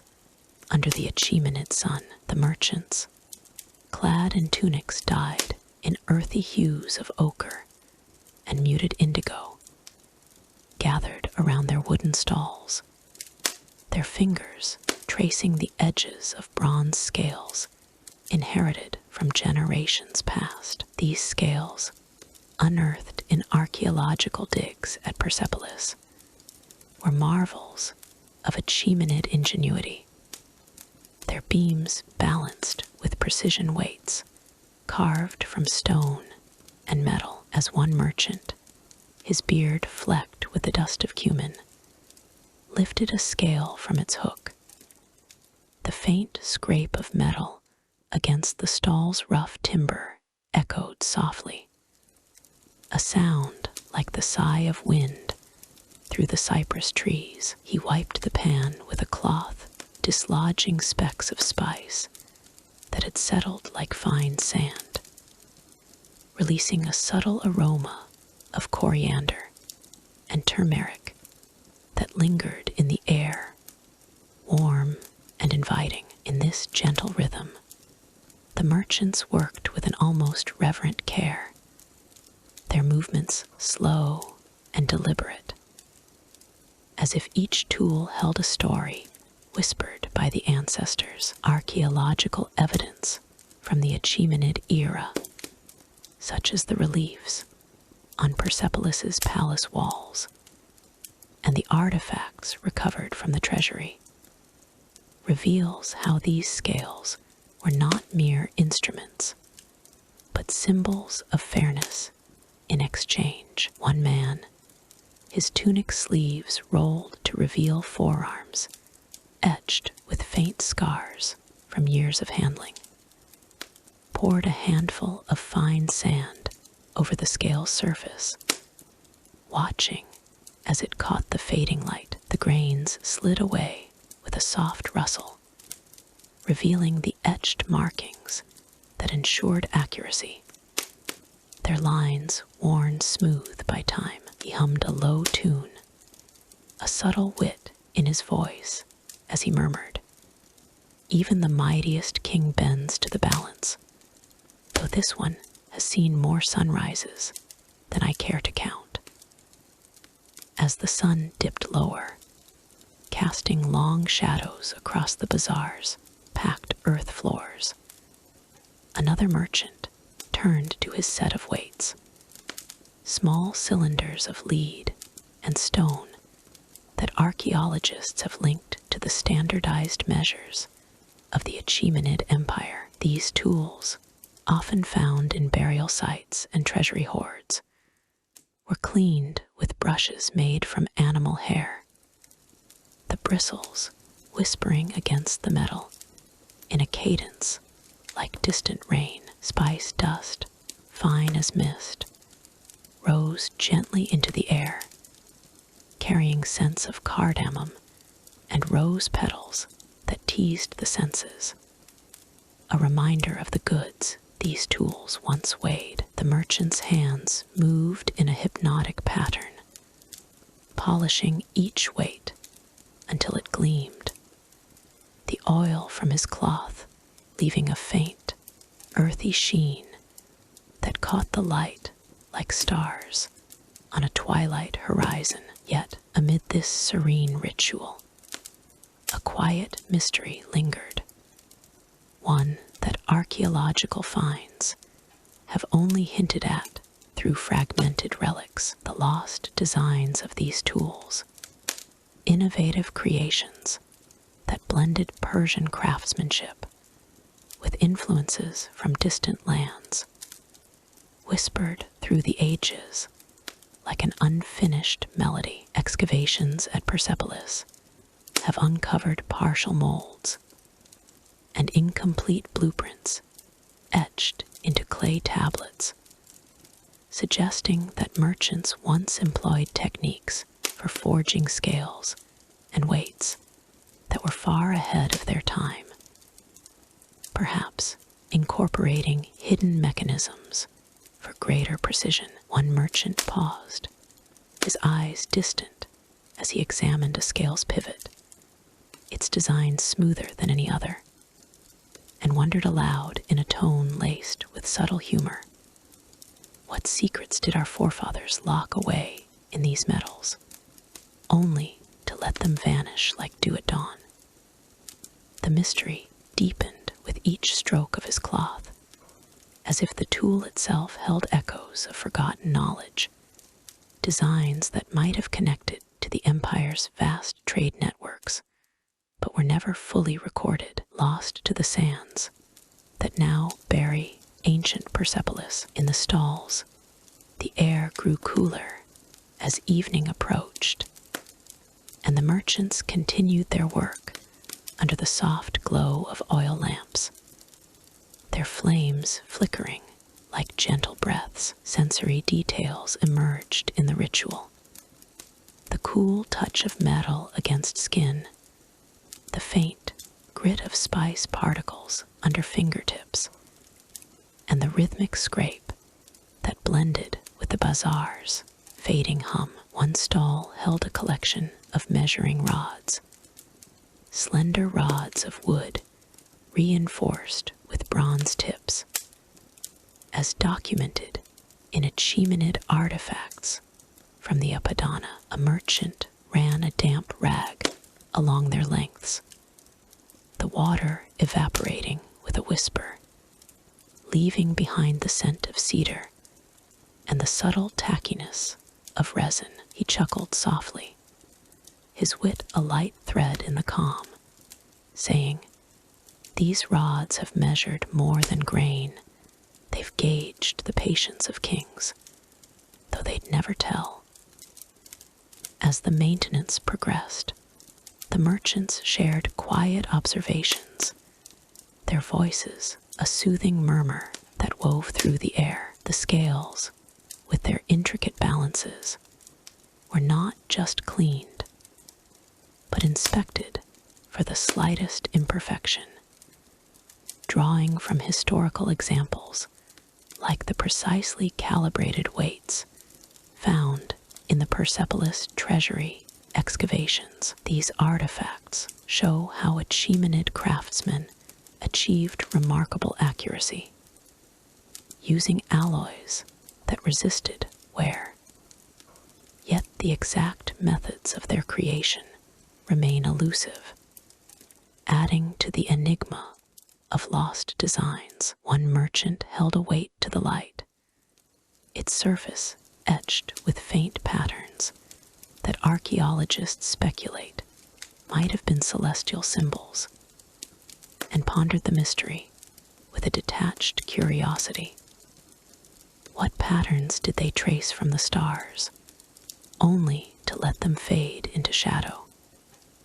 The evening light softened the scene further, with the gentle scrape of tools against surfaces, creating a lullaby-like backdrop. Spice dust settled like a fine veil, its aroma mingling with the earthy scent of the merchants' tunics, worn from years of service. In this moment, the mystery of the lost designs took on a poetic weight, as if each cleaned tool carried a fragment of history that time had gently erased. Historical records, inferred from Achaemenid reliefs and artifact analyses, suggest that these designs were once shared among a select few, perhaps guarded as closely as the empire's secrets, only to disappear with the fall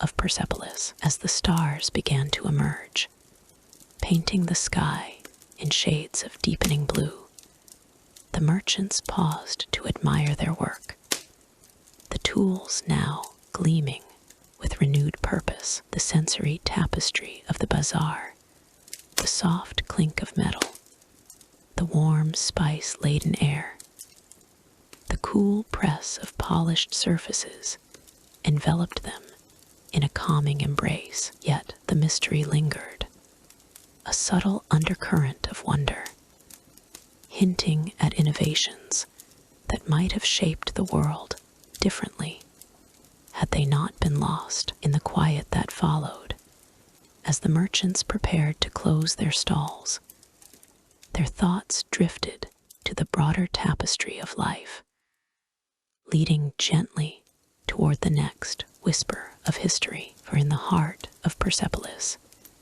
even the simplest acts held echoes of eternity, inviting reflection on the tools that bind us to the past. In the fading light of a Persepolis evening, where the ancient stones of the Achaemenid capital whispered secrets to the wind, the bazaar lay like a forgotten dream, once a throbbing heart of trade under Darius and Xerxes.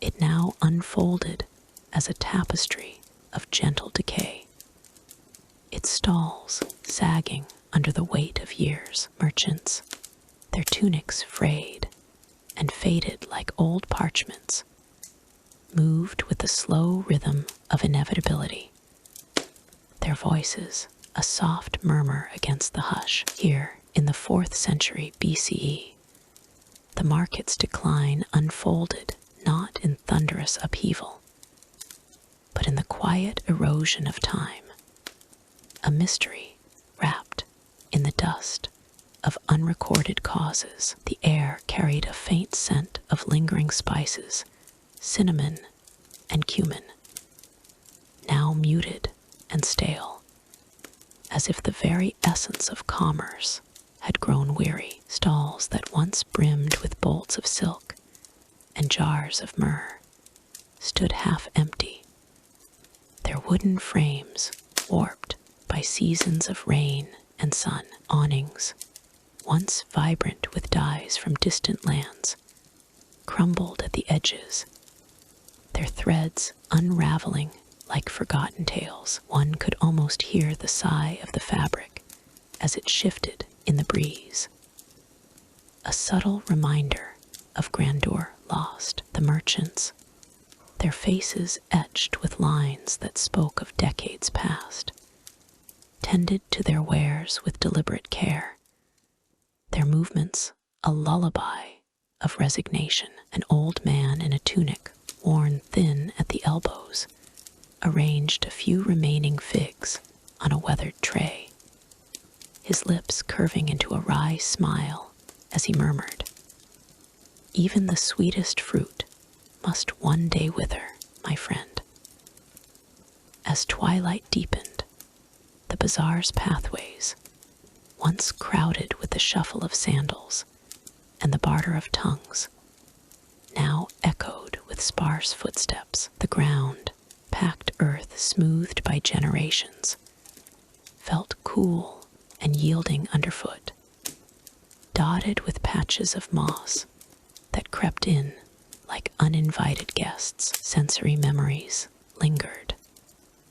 The faint tickle of dust motes in the air, the occasional rustle of a bird nesting in the rafters above. These were the subtle witnesses to decline, each detail a thread in the larger weave of history. Archaeological reports from Achaemenid sites, unearthed in later centuries, reveal traces of this transformation. Fragments of pottery and faded inscriptions that hint at a once vibrant exchange, yet they offer no clear answers, only the enigma of why such vitality faded into silence. Imagine, if you will, a stall near the central thoroughfare, its canopy listing to one side as if bowing to the inevitable. Here, a merchant with silver in his beard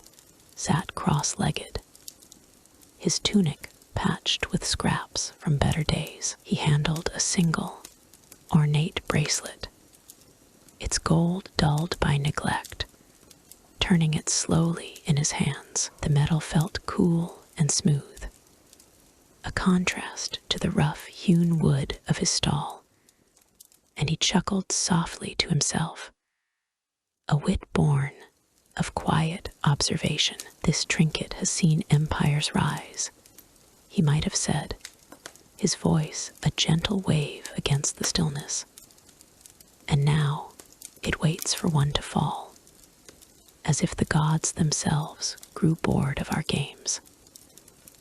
Such moments, preserved in the archaeological echoes, paint a picture of a community adapting to shadows, where the decline was not a sudden storm, but a gradual mist that settled over everything. The quiet of the market amplified every small sound, the distant bleat of a goat echoing from the hills, the soft clink of a jar being set down, the whisper of wind through cracked pillars. Smells interwove in a tapestry of the past earthy loam from the nearby fields, the musty tang of stored grains slowly spoiling in their bins. These sensory layers, drawn from reports of excavations at Persepolis, speak of a place where life persisted,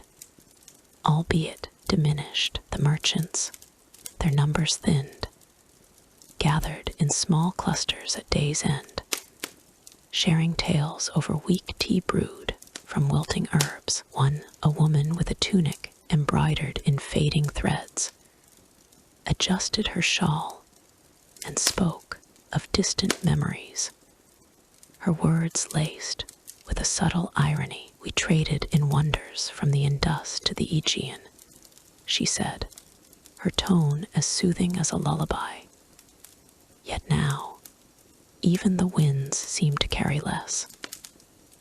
This unrecorded mystery, the heart of the bazaar's fade, lingers like an unspoken question in the air. Archaeological findings, such as those from the Apadana Palace ruins, show signs of abandonment, layers of sediment building over once bustling floors. Tools left as if their users simply vanished. But why? Was it the subtle shift of trade routes, drawing caravans away to newer horizons, or perhaps internal strains? The empire's vast reach straining at its seams. Though no chronicles detail it directly, the enigma adds a layer of calm intrigue, a puzzle wrapped in the serenity of decline, distinct from the lost ledgers or daily rhythms of other tales. It invites contemplation, a gentle nod to the unknown, where causes remain as elusive as shadows at dusk. As the sun dipped lower, casting a golden haze over the stalls, the merchants began to close up, their movements deliberate and unhurried. A young assistant, his own tunic still bearing the marks of apprenticeship, helped secure a tarp over a pile of unsold rugs, their patterns worn but still beautiful in their imperfection. The fabric's texture, soft and threadbare, evoked a sense of history, tactile and real, a reminder of the bazaar's former glory. In this moment, one could almost feel the pulse of the Achaemenid era slowing, not with drama, but with the quiet acceptance of change. Subtle wit emerged in their exchanges, like an elder merchant quipping, "Perhaps the gods preferred silence to our endless haggling." His voice, a soft ripple in the evening calm. Sensory details abound in these archaeological narratives. The cool stone beneath one's fingers as one traces the outlines of ancient counters, the faint, earthy aroma of clay seals left behind. Reports from sites like Pasargadae, though focused on Persepolis's counterpart, echo similar patterns of gradual desertion, reinforcing the mystery without resolving it. The bazaar's decline, then, becomes a story of whispers rather than shouts, where the consequences unfold in the rustle of leaves and the dimming of lights. Merchants in their worn tunics embodied this transition, their resilience a quiet testament to endurance, even as the market's lifeblood ebbed away. Yet amid the calm, there was a beauty in the decay, a soothing rhythm that invited reflection. The air grew cooler as night approached, carrying the distant scent of jasmine from the royal gardens, a floral note that softened the edges of loss. One stall, tucked in a corner, held a collection of small carvings, ivory figures from African shores, now gathering dust. The merchant there, his eyes distant, ran a finger over their smooth surfaces, smiling faintly at their stories. "These little travelers have outlasted us all," he observed, his words laced with that subtle wit, turning the grim into something almost poetic. As the stars began to emerge, painting the sky with their gentle light, the bazaar settled into repose. Archaeological insights, pieced together from fragments and foundations. Paint this scene with accuracy, avoiding the specifics of trade flows or daily bustle. Instead, they focus on the aftermath, the quiet aftermath of an empire's twilight. The mystery of the unrecorded causes remains, a soothing enigma that lingers like a half-remembered dream, inviting one to ponder without urgency. And as the night deepened, the stalls stood in silent vigil, a transition to whatever dawn might bring, where new stories could whisper into being. In this narrative of decline, the Persian bazaars of 4th century BCE Persepolis offer a lullaby of history, their fading glory a reminder that even the mightiest echoes eventually soften into peace. In the hushed glow of a Persian twilight, where the ancient stones of Persepolis whispered secrets to the wind, a team of archaeologists moved with the gentle rhythm of a lullaby. Their brushes danced lightly over the earth, stirring up faint clouds of dusty clay that carried the scent of forgotten centuries. The air was warm, laced with the earthy aroma of sun-baked soil and the subtle tang of aged metal, as if the ground itself sighed in contentment at being disturbed. Here, amid the ruins that once bustled with the life's blood of an empire, lay the echoes of bazaar merchants, whose legacies threaded through the fabric of modern Iran like a finely woven carpet. The excavation began modestly, with hands clad in soft gloves, tracing the contours of buried relics.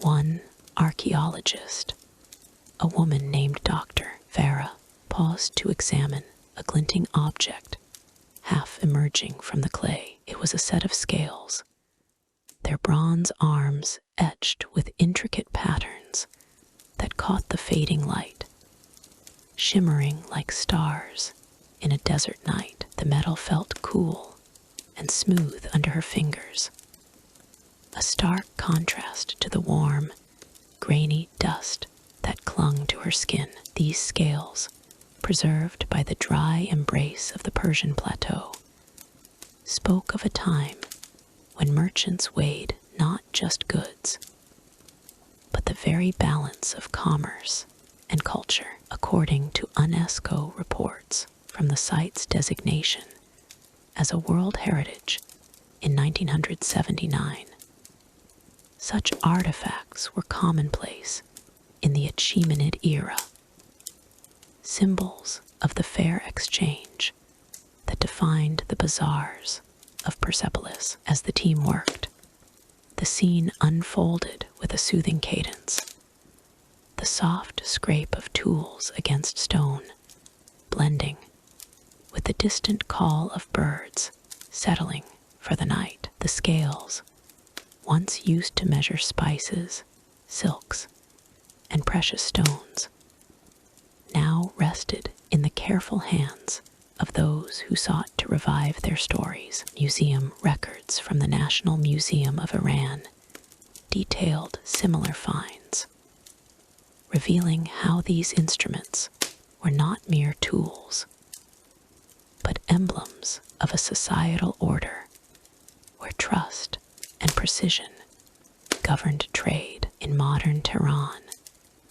echoes of this legacy persisted in the labyrinthine bazaars, where vendors still haggled over goods with the same measured poise, their stalls adorned with remnants of ancient designs. The glint of metal in the lamplight of those markets mirrored the scales unearthed here, a quiet reminder that the past lingered in the present's gentle folds. Yet, amid this rediscovery, a subtle mystery wove through the air.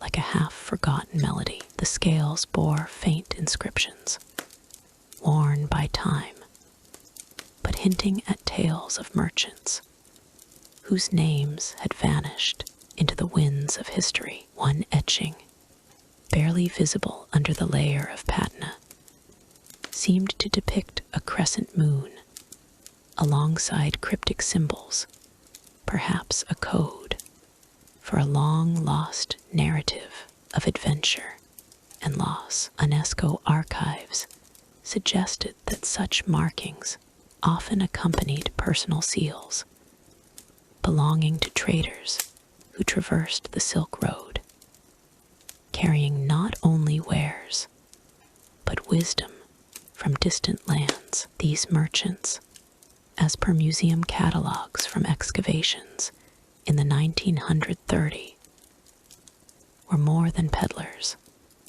They were custodians of knowledge, their stories etched into objects that outlived them. But what secrets did these scales hold? Why had the tales of their owners faded, leaving only shadows in the clay? It was as if the artifacts themselves guarded a gentle enigma. A whisper of lives lived in the balance between prosperity and obscurity, inviting curiosity without demanding answers. The archaeologists proceeded with a calm deliberation, their movements as fluid as a river's flow through the ancient valley. Dr.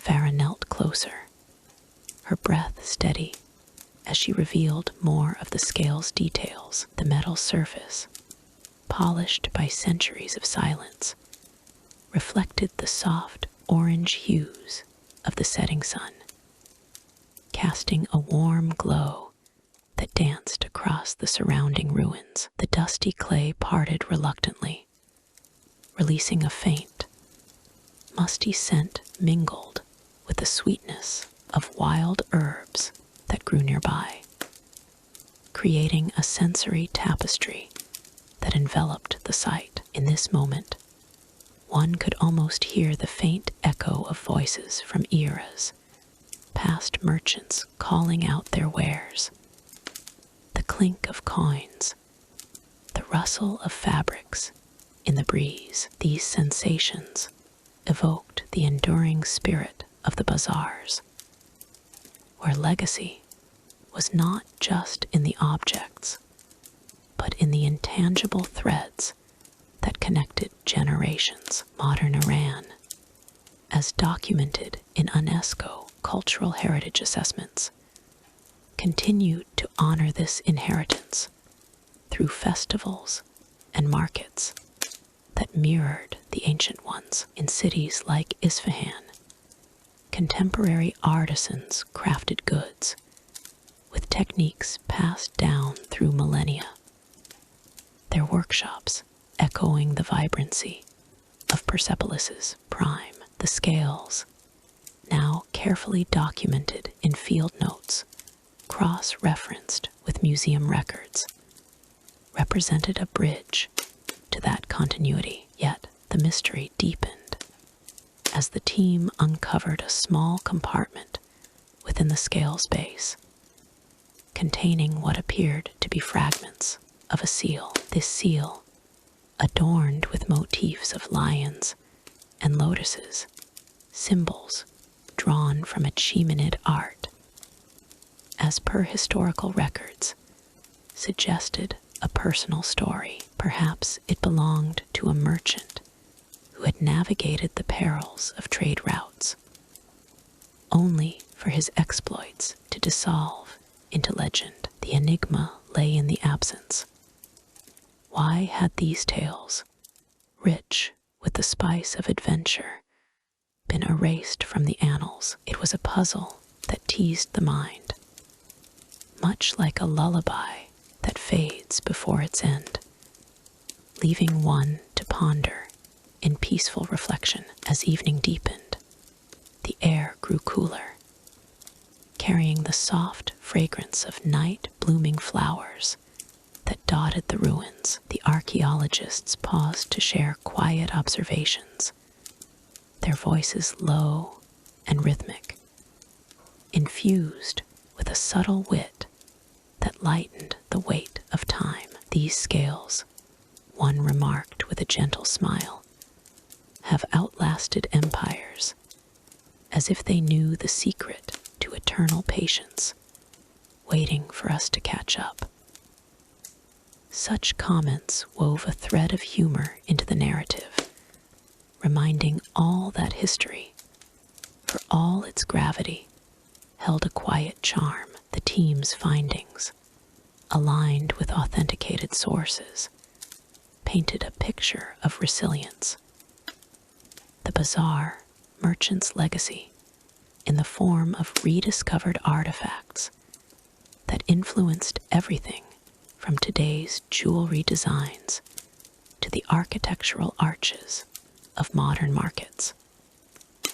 Sensory details abounded in this serene tableau. The feel of the scale's cool metal against warm skin, the visual play of light on etched surfaces, the auditory hush broken only by the occasional flutter of a bat's wings, all combined to create an immersive experience. One could imagine the merchants of old, their hands calloused yet deft, handling similar objects under the vast Persian skies. Museum records from the British Museum's collections, which include parallels from Persian excavations, confirmed the scale's role in daily life, emphasizing their cultural significance without delving into the mechanics of trade. This legacy,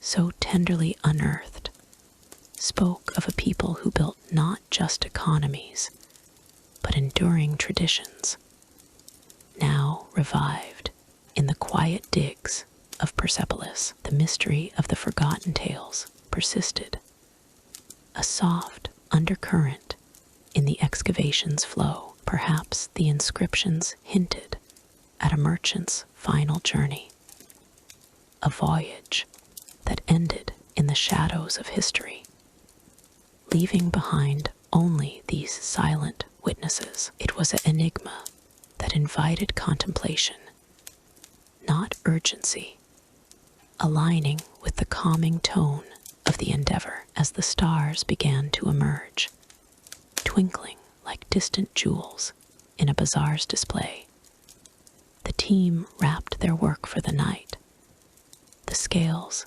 safely stored for further study. In this legacy, one found a soothing continuity, where the past and present intertwined like the threads of a Persian rug. The rediscovery of such artifacts in modern Iran served as a gentle reminder of human ingenuity's persistence, a narrative that lulled the mind into peaceful reflection. And as the night deepened, with the ruins settling into silence once more, one might wonder what other secrets awaited in the dawn, drawing us gently toward the next chapter of exploration.